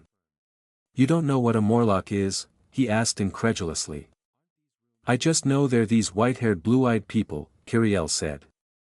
And that people don't like them very much. And that Kale is one. But mother never wanted to tell me what the deal with them is. She didn't. Huh, mumbled Zorian. No, confirmed Kiriel. She said a young lady like me shouldn't talk about those kind of things. In the interest of avoiding an argument, Zorian refrained from making a snide comment about whether or not Kiriel qualified as a lady. Not even a derisive snort. Someone should give him a medal for self-control. Basically, Zorian said, they're a race of underground humans. Though most of them don't live underground anymore. The disappearance of the gods hit their civilization hard. And the other denizens of the dungeon have largely driven them out to the surface. Icosian settlers sort of helped the process along by kicking them while they were down and burning down a couple of their more prominent settlements. Oh, Kiriel said. But that doesn't explain why people don't like them. Sounds like they should be angry at us more than we should be at them. And Kale doesn't look like he hates us. Kale is probably totally ignorant of his ancestral culture. I understand a lot of Morlocks are. And the reason people don't like them is that the old Morlocks had some pretty barbaric customs. They liked sacrificing people to their gods. And seem to have been cannibals, said Zorian. Cannibals? Kiriel squealed. They ate people. Why? Hard to say, Zorian shrugged. Icosian settlers were more interested in condemning them for their practices than understanding why they did what they did. Well, yeah. They ate people, Kyriel said. That's evil and disgusting. Don't tell me they're still doing that. Don't be ridiculous, Zorian scoffed.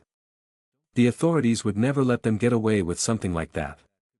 Oh, said Kyriel. That's good. Is that why people don't like them? They're afraid the Morlocks are going to eat them. It contributes, Zorian sighed. I lost count of the number of rumors I've heard about Morlocks supposedly kidnapping children off the street to eat them or whatnot. But there is more to it. The Morlocks had their own brand of magic, which is currently banned just about everywhere.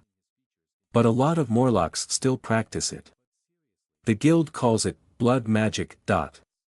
Sounds sinister, Kyriel remarked. It does.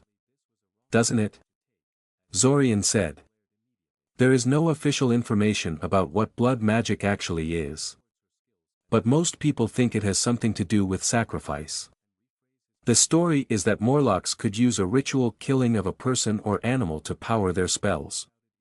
Modern Morlocks can't exactly kill a bunch of people at whim. But supposedly they still engage in animal sacrifice. Both for magical and religious reasons. Kyriel snuggled in closer to him, shuddering. I'm glad Kale and Kana aren't like that, she said. Me too. Kiri, said Zorian, patting her on the head. Me too. Tearing out a piece of paper from one of his notebooks, Zorian wrote down a short message for Amaya, explaining that he had another of his divination lessons with Hazlush and would thus be late today. He still didn't see what the big deal about being late was. But he really didn't want to argue about it. Of course. Writing the message was one thing and getting it to Amaya was another. He was at the academy currently. And it was a long way from there to Amaya's place. He was pretty sure he had a solution. Though. He had found plenty of spells for long-range communication. And although not many were within his ability to cast or suitable for his purposes, one of the spell combinations seemed promising. Basically, he was going to make a paper airplane and animate it to fly under its own power. A simple locator spell should guide it towards Amaya. The method worked when he tested it with Kyriel. But that was over considerably smaller distances. Undeterred by the somewhat experimental nature of his actions, he folded the piece of paper into a paper plane and cast his spells on it before flinging it out of the nearest window. It sailed away out of sight soon enough, tracking its target. Well, classes were over. And the message sent. Time to find Hazlush. Somewhat unsurprisingly, Zorian discovered Hazlush had arranged their second meeting in another tavern. Of course. Undeterred, Zorian walked into the place and tried to ignore the stares of the other patrons as he scanned for Hazlush among them. Hazlush wasn't there. Did Zorian find the right place, or had Hazlush simply decided not to show up?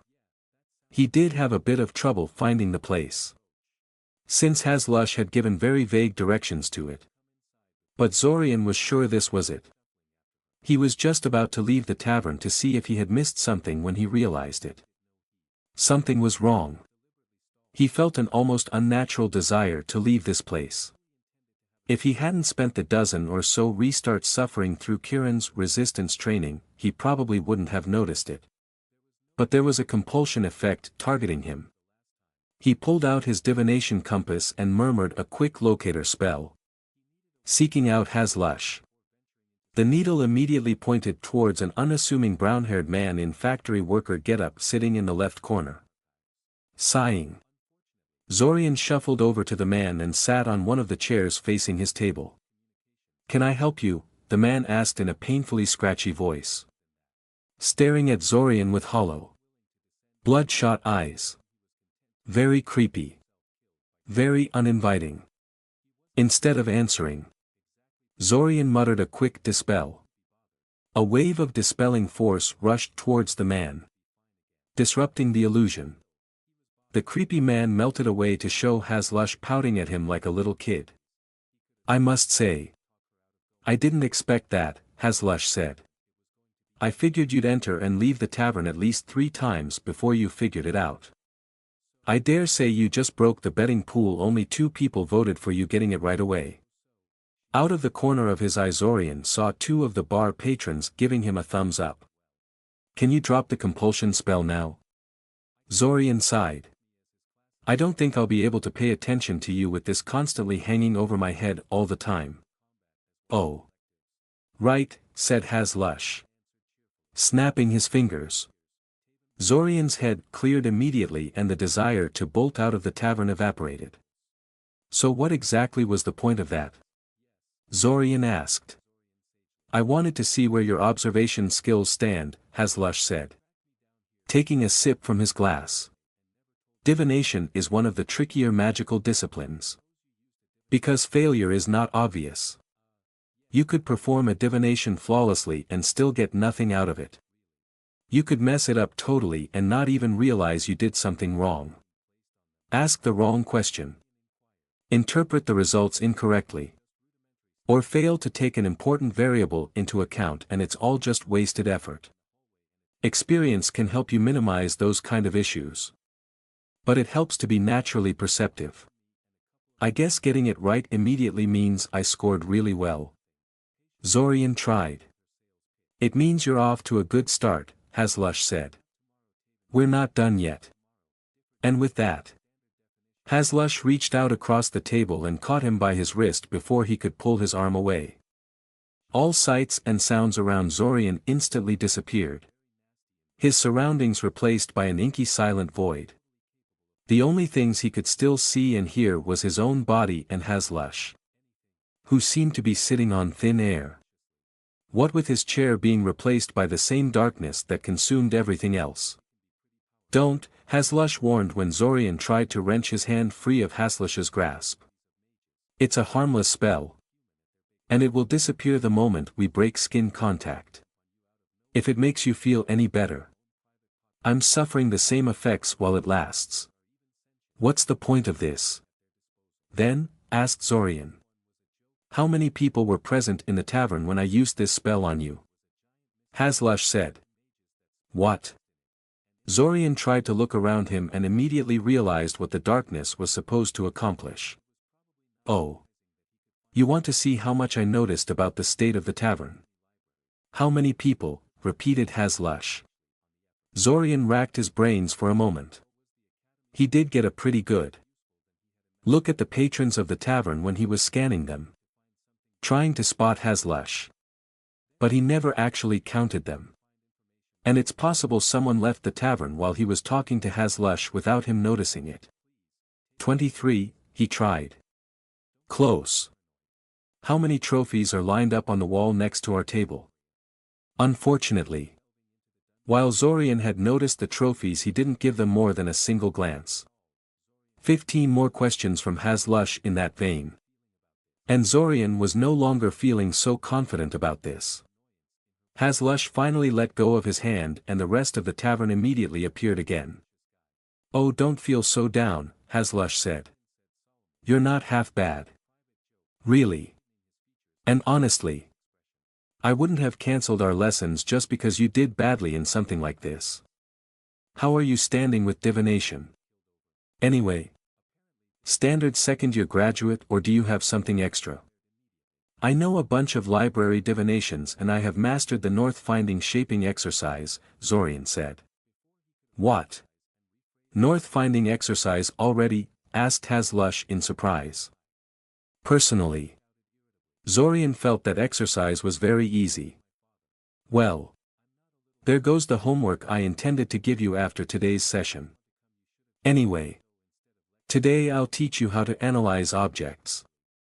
He reached into the pockets of his long coat and placed a number of objects on the table in front of them, a sealed envelope. An old pocket watch. A locked box. Some kind of giant nut. A spell rod. And a fancy-looking glove. Analyzing objects is something I do a lot. So I figure it's a good thing to start with. Identifying what the object does. Finding out who handled it last. What kind of magics and protections are placed on it. You could make an entire career out of it. And some do, Haslush said. I hear you're interested in a job at the Spell Forges, so this is bound to be rather useful for you. So what do I do? Asked Zorian. Now I teach you the spells you'll need and you practice on these, Haslush said, pointing at the various objects on the table. It was a very productive session after that. And it got Zorian thinking. Based on the man's various comments, Haslush was clearly somewhat high in Scioria's police hierarchy.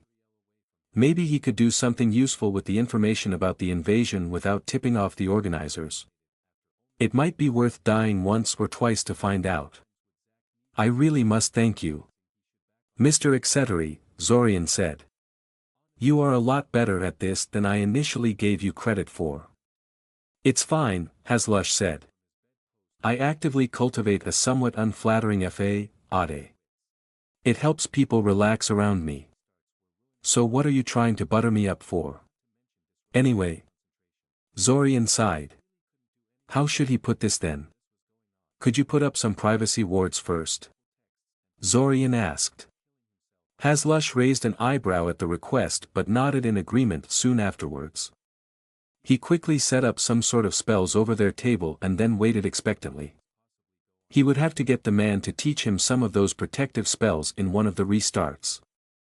I have heard there is a plot to smuggle war trolls into the city during the summer festival. After bombarding the city with artillery magic during the fireworks launches, Zorian said. Haslush immediately sat up straighter.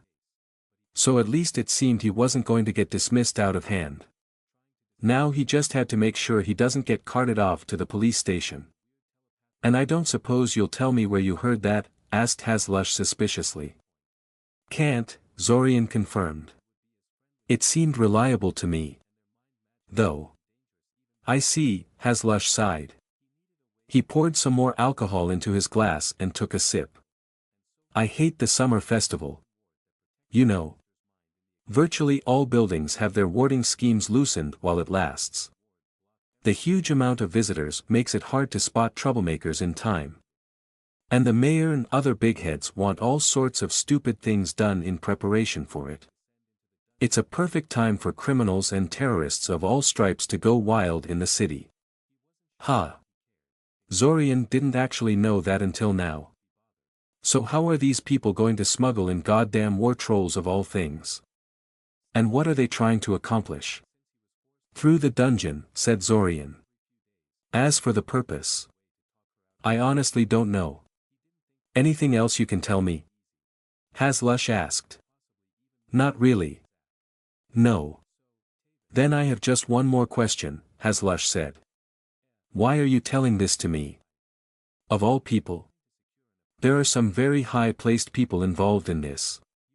And I'm not sure who I can trust, Zorian said. You seem like a fairly influential person who is unlikely to be involved.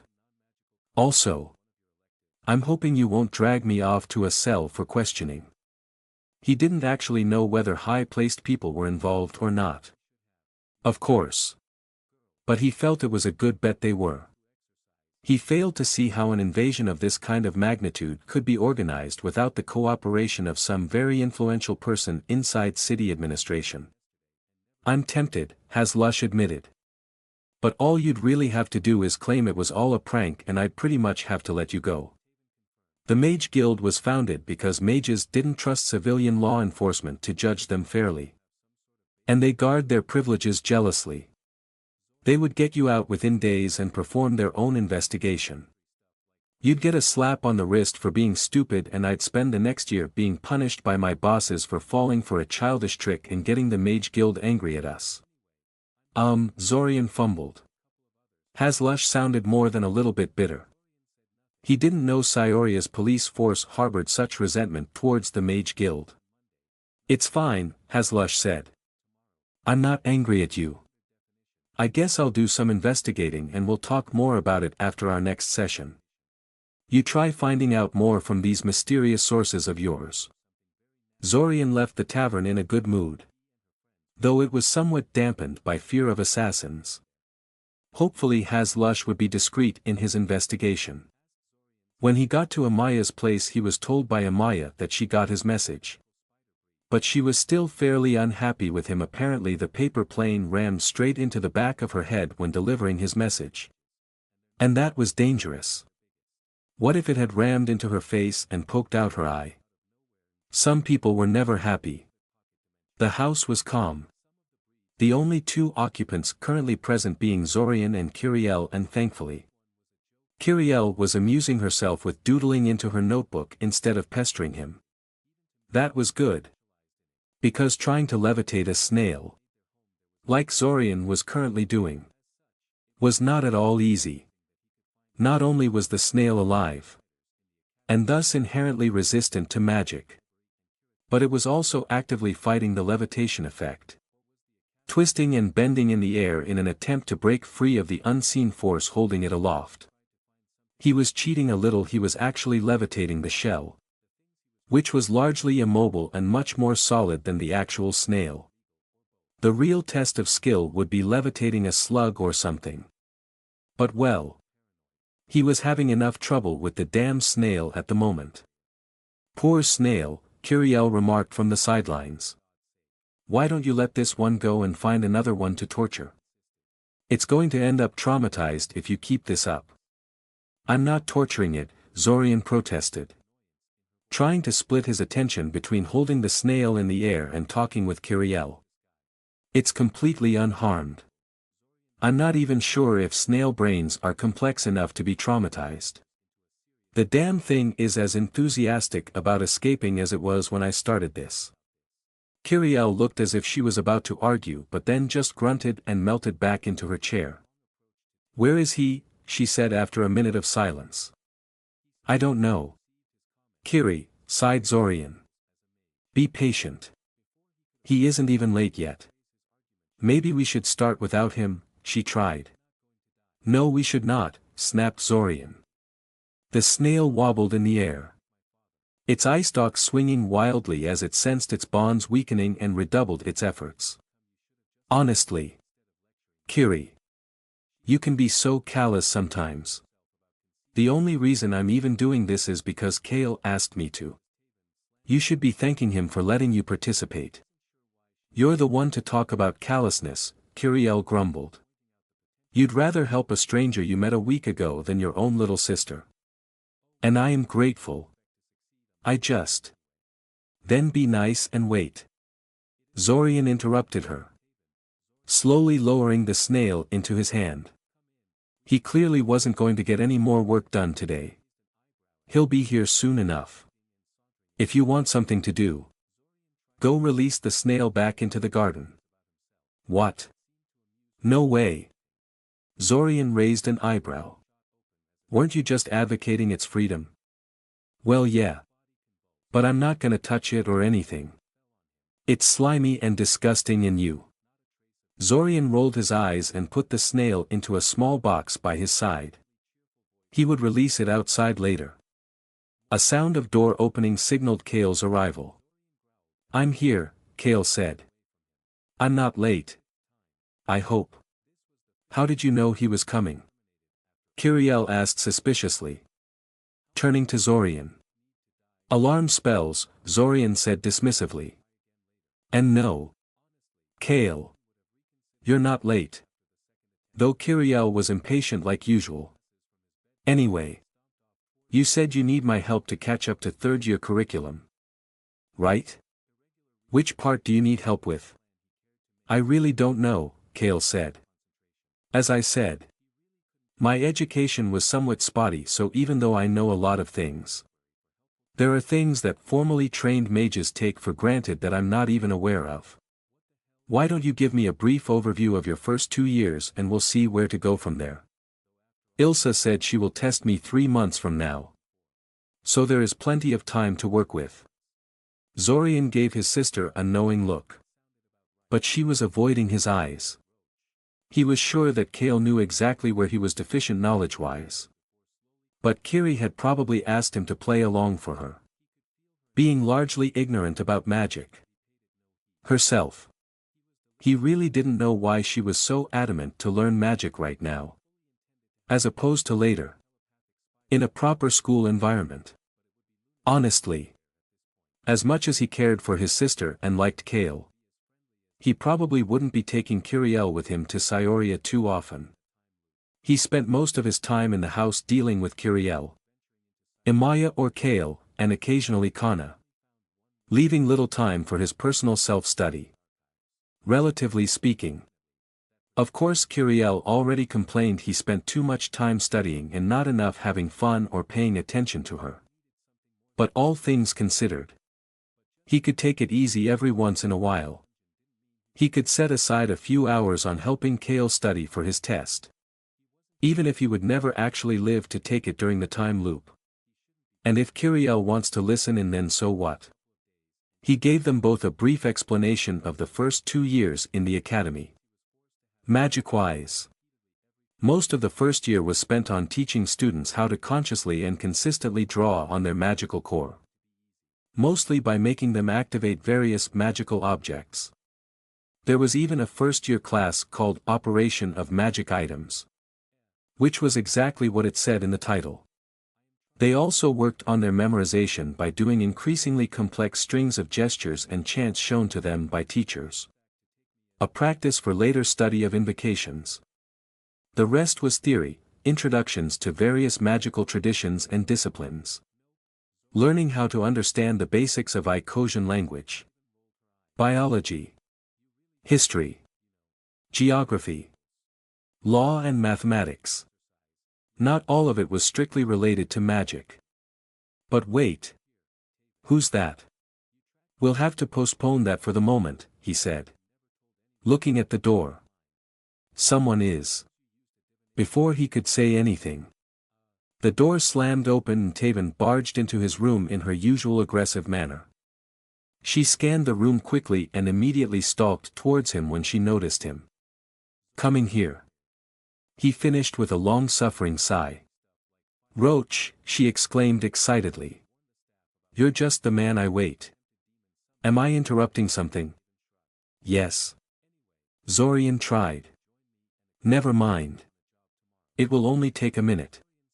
She shoved a newspaper into his face. Did you see this?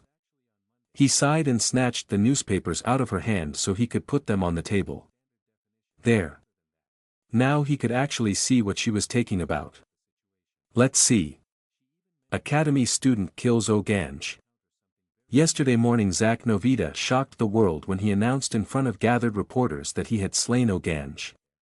The feared dragon that had terrorized northern Altazia for more than a century. Naturally. Such a bold claim requires suitable proof. And the young Novita heir had certainly delivered when he summoned the dragon's corpse for inspection. Alliance officials invited in for the occasion have confirmed the body almost certainly belongs to the infamous terror of the north. Although further examination is necessary before they are willing to present Zak with the promised bounty for killing the beast. Zorian read the article in stony silence. He was dimly aware of Kiriel and Kale staring over his shoulder so they could see what had captivated his attention like that. But he didn't let that distract him. Was this the reason for all those short restarts? Because Zak wanted to kill a dragon? Zorian wasn't sure what to think about that. On one hand, the mage dragon was a menace. And killing him was an impressive feat. On the other hand, it seemed like a waste of time and effort. What did Zak really gain from this? Other than combat experience? Dragon magics were of no use to humans. And Zak was already so rich that he wouldn't gain much from Oganj's horde. Whatever game Zak was playing, Zorian couldn't figure it out. Or did the other time traveler just do whatever popped into his head at any particular moment? Hey! Roach! You went to class with this guy. Right? Taven prodded after a while.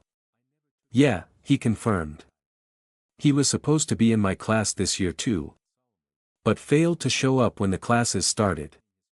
He ran away from home, Taven said. There was a recent scandal about that a week ago. They asked him about it in the article, but he kind of dodged the question there. Zorian nodded. Zack simply told the reporters he had a great number of disagreements with his former guardian and refused to elaborate. There was an interesting story in there. Zorian was sure. But if the newspapers hadn't managed to dig something up on the whole thing, then Zorian definitely wasn't going to accomplish much by poking his nose where it didn't belong.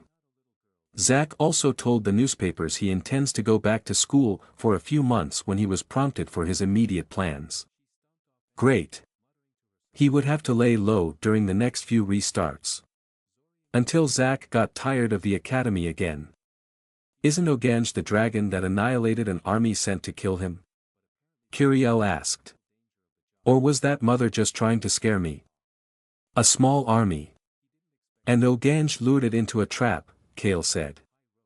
The general seemed to think Ogange would wait in his lair while the army approached. He instead decided to do something about it before it reached him. He carved exploding runes into the walls of a canyon and lured the army inside. The only reason anyone survived is that some of the mages teleported out before the whole thing collapsed on top of them. And I heard he killed one of the Immortal 11. Too, Taven said. So how the hell did this Zack guy kill the thing?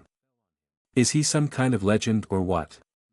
Why didn't you tell me you had that kind of guy in your class? Zorian sighed.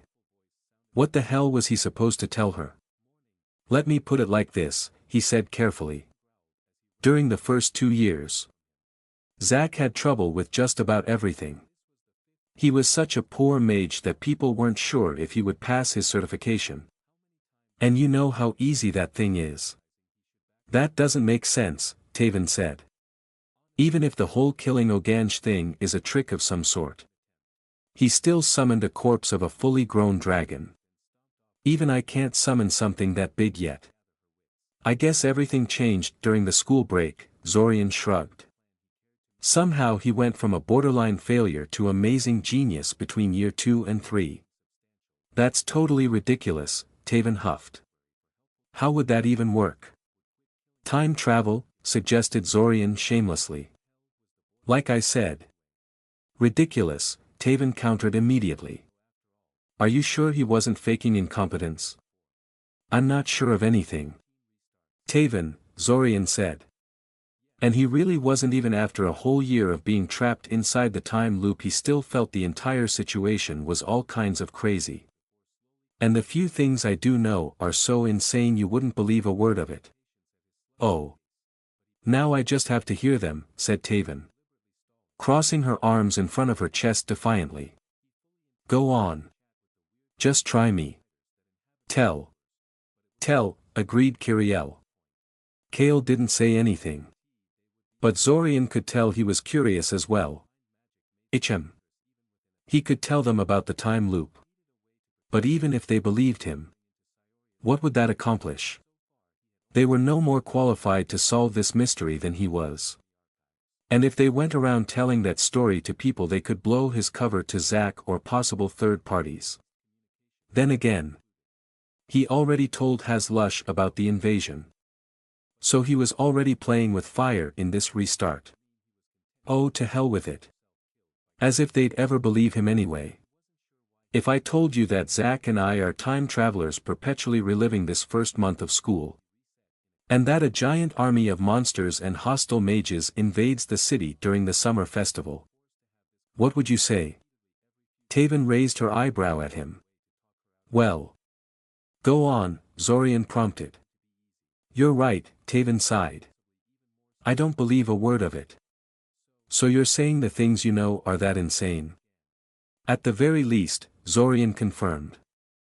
Taven said speculatively. Sounds interesting.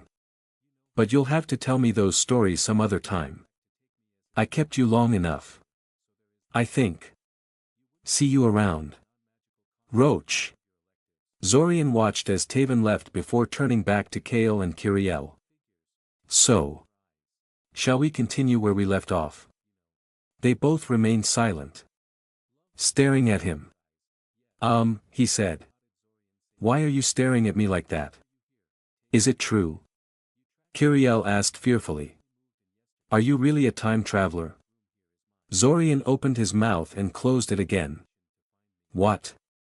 Your friend may be too oblivious to recognize an answer couched as a hypothetical. But we're not, Kale elaborated. You really do believe that? Don't you? That you're a time traveler? Yes. If it's a delusion. It's a very convincing one, Zorian said carefully. The magics I learn in each iteration of this month transfer over into the next one.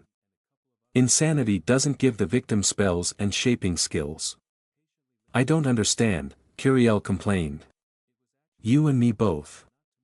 Kiri, Zorian sighed. You and me both. Perhaps you should explain from the start. Kale suggested patiently. Tell us what you do understand. I lived through this month before, Zorian said after taking a moment to collect his thoughts.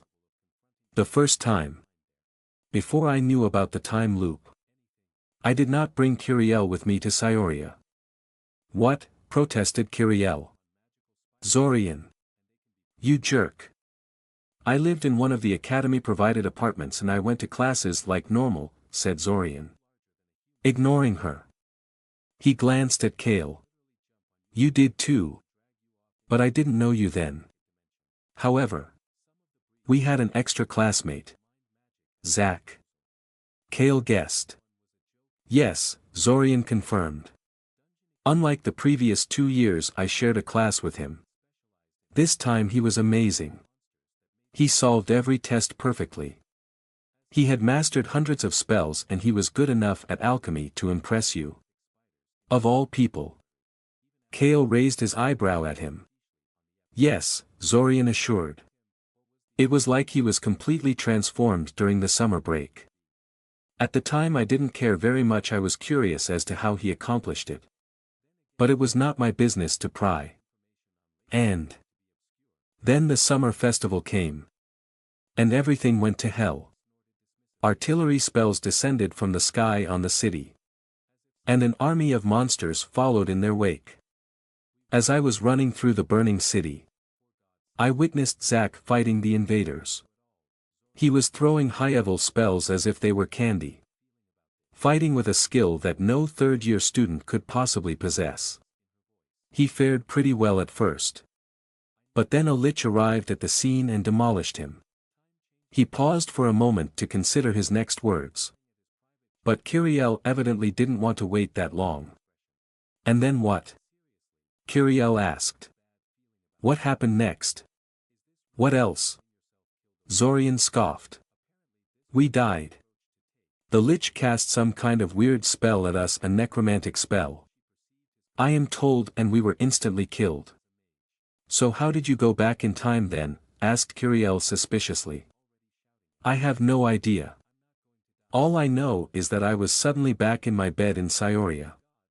With you wishing me a good morning in that uniquely charming Kiriel way. At first I thought this was something the lich did. But I would soon find out this was not an isolated occurrence. Every time I die. Or at the end of the summer festival if I don't. My soul is transported back to that morning in Siren before I take a train to Scioria. They stared at him for a few seconds.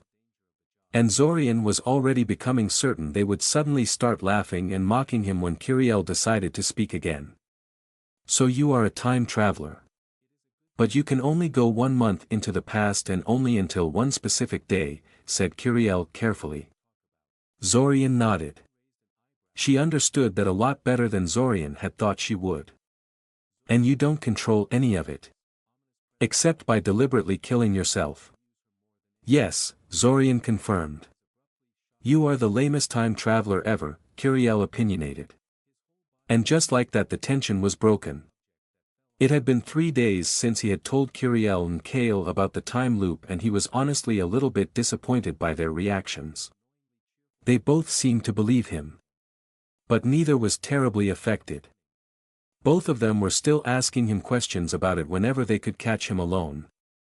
And he knew Kale was researching the topic in his free time. But they continued to go about their business as if nothing was wrong. They weren't even giving him weird glances when they thought he wasn't looking or anything. I told you already. I've only been in the time loop for little over a year, Zorian told Kiriel. I'm not even close to all-knowing and I can't answer these questions you keep asking me. I can't believe you've been going to school all this time, Kiriel grumbled. I'd have quit after the second time. You'd have ended up mind-wiped or slave to Zack in a heartbeat, Zorian retorted. There is a reason I'm doing this slowly and carefully. A gentle knock on his door stopped their argument short. Zorian was a bit paranoid about visitors ever since he had told Hazlush about the invasion. And telling Kale and Kiriel about it only increased that. Even though he had told Kale and Kiriel not to spread the festival invasion part of the revelation to other people. He could never be sure if they had listened to him. Especially not Kiriel. He kept expecting assassins to barge into the house any day now. But his paranoia had thankfully been groundless so far. Since only Kale knocked so lightly. Zorian had a pretty good idea who it was. Come in, Zorian invited.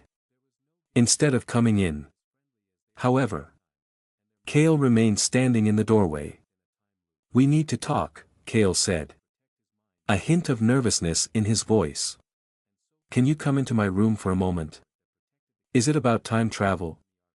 Kiriel said excitedly. Kale sighed. Kiriel. I know you won't like this.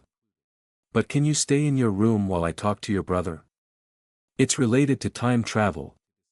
But it's a bit private. For a moment it looked like Kiriel was going to complain. But then she shot him a speculative look and nodded in assent. As he watched her leave back to her room. Grumbling all the way. Zorian had to admit he was a little jealous of Kale's ability to control Kiriel. She never listened to him when he tried that sort of thing. Shrugging. Zorian followed Kale into his room. Where the Morlock boy promptly dragged a chest from under his bed and retrieved a mysterious black book with no title out of it. I've been looking into your problem the last few days, Kale said. I may have found something. You did? Zorian asked excitedly. Kale opened the book he was carrying and leafed through for a few seconds before he found what he was looking for. He handed the open book to him and pointed at the page. Based on the chant you memorized from the Lich. And everything else you told me. I think this is the most likely spell he used, Kale said. Soul Meld, Zorian read aloud. Requires at least 2 targets. Causes target souls to merge and blend into one. Typically used as a component in more complicated rituals. Which heavily modify the effects. If the spell is used in isolation, the resulting entity is virtually always rendered insane or otherwise defective from the stress of the merger. Commonly used in creation of familiar bonds. And soul bonds in general. That definitely sounded like a likely candidate for the spell.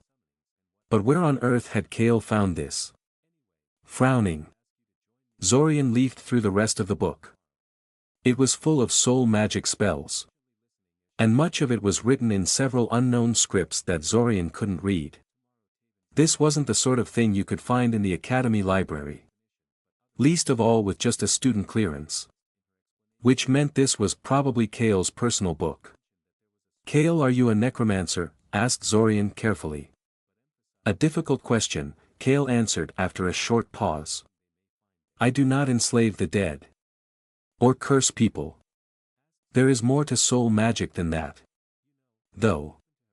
Well, this was just great. He told his secret to one of the few people who could actually do something to put him down permanently. And he was scolding Kiriel about being reckless just a few minutes ago. 2. He really was a giant idiot sometimes. But hey.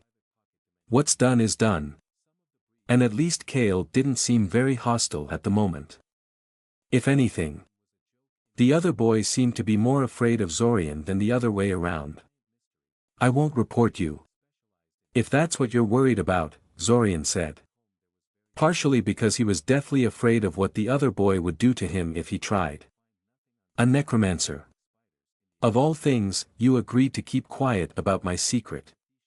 So it would be hypocritical of me to betray yours without reason. Still. Necromancy. Air. I mean. Soul magic.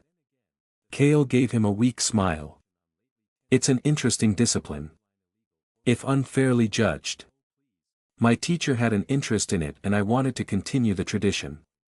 Tradition. Right. Zorian thought about pressing the matter further. But decided against it. Mistake or not. He could at least get some benefit out of this. He'd just met a decent-seeming necromancer willing to answer his questions. How often does that happen? So if the lich performed a soul meld on me, why am I still well? Me? Zorian asked. As I understand it, a spell like that would have fused my soul with Zack's completely. We would both cease to exist as individual people. Well, I must admit I am not an expert on soul magic by any means, said Kale. My primary strengths are alchemy and medicine, with soul magic being merely a side interest. That said, I assume the spell was simply stopped before it could complete the effect.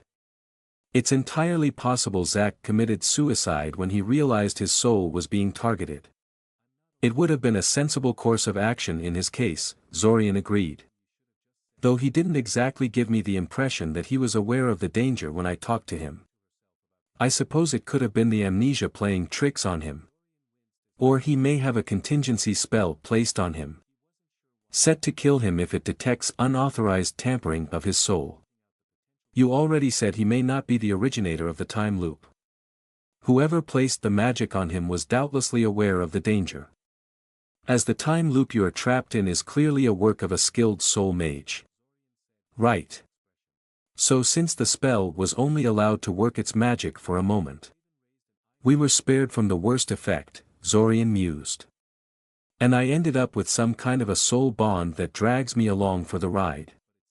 Possibly. There was obviously some soul melding involved. In any case, can you find out what the spell actually did? Maybe, Kale said slowly. Although this would involve spells. Soul magic spells. To be more precise. Are you sure you want to trust an evil, slimy necromancer with this? Yes, confirmed Zorian, rolling his eyes at Kale's dramatics. Maybe it wasn't the smartest thing to agree to.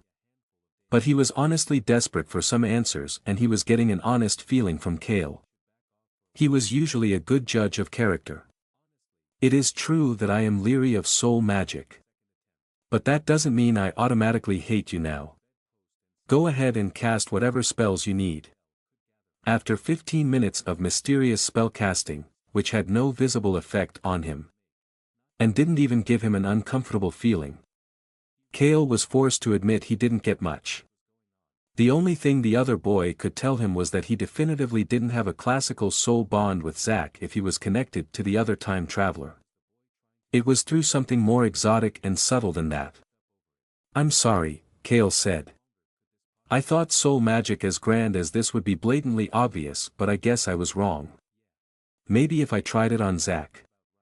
There is no way to perform an examination on him without telling him the truth, Zorian said. I'm not sure I want to do that yet. Of course, Kale said. Although I'm not sure what else I can do.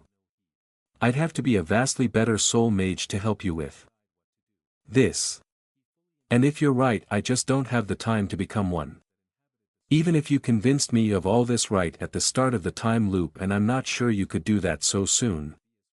Before I have gotten to know you a little, 1 month is not enough to get anywhere in a field like soul magic.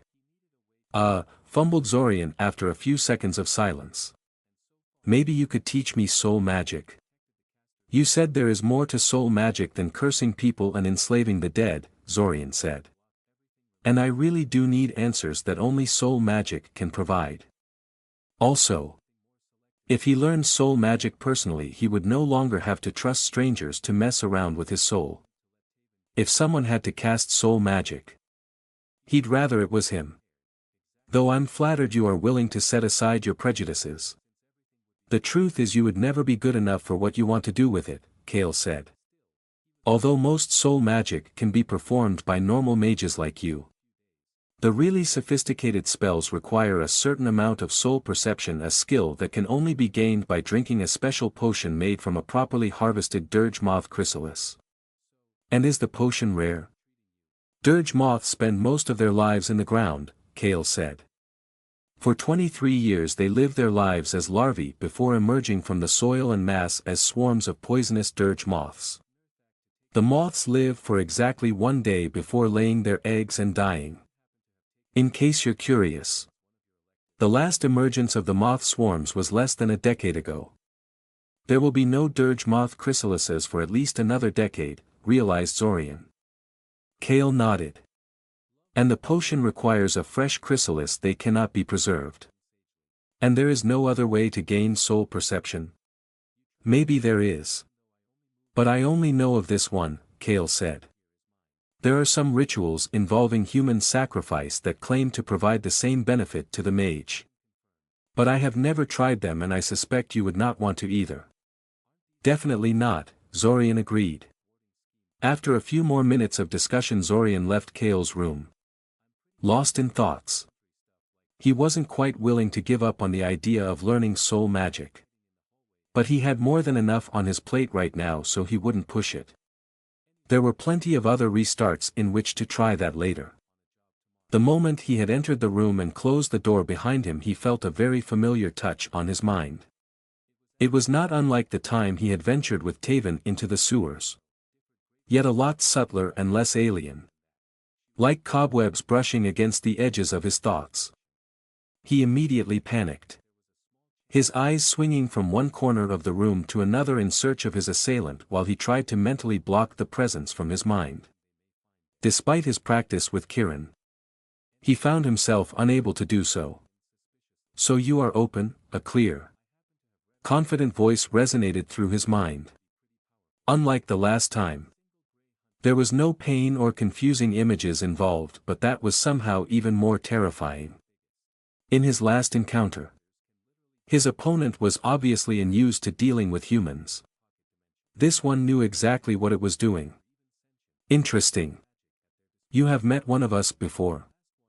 This will be easier than I thought then. There. Did the shadows in that corner move? He was about to cast a magic missile at the spot when his whole body suddenly froze and refused to listen to him. A dark shadow suddenly jumped from the patch of darkness in the corner of his room and landed on his bed right in front of him. It was a spider. Like he suspected.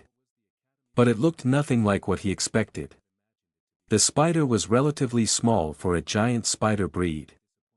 No bigger than Zorian's chest. And a lot more compact than the spindly, long-legged varieties that people usually associated with spiders. Racking his brain, Zorian identified it as a type of jumping spider. As the creature turned around to face him, Zorian suddenly found himself staring at a pair of giant, solid black eyes that gave the spider a surprisingly human-like face. There was another pair of smaller eyes on its forehead. For the lack of a better word. But the two big ones kept drawing Zorian's attention. The other thing he noticed, of course, was a pair of giant fangs that looked like they could pierce his skull with ease. Greetings. Zorian Kaczynski, the spider spoke telepathically. I have been wanting to meet you for a while now. You and I need to have a long, Luong talk.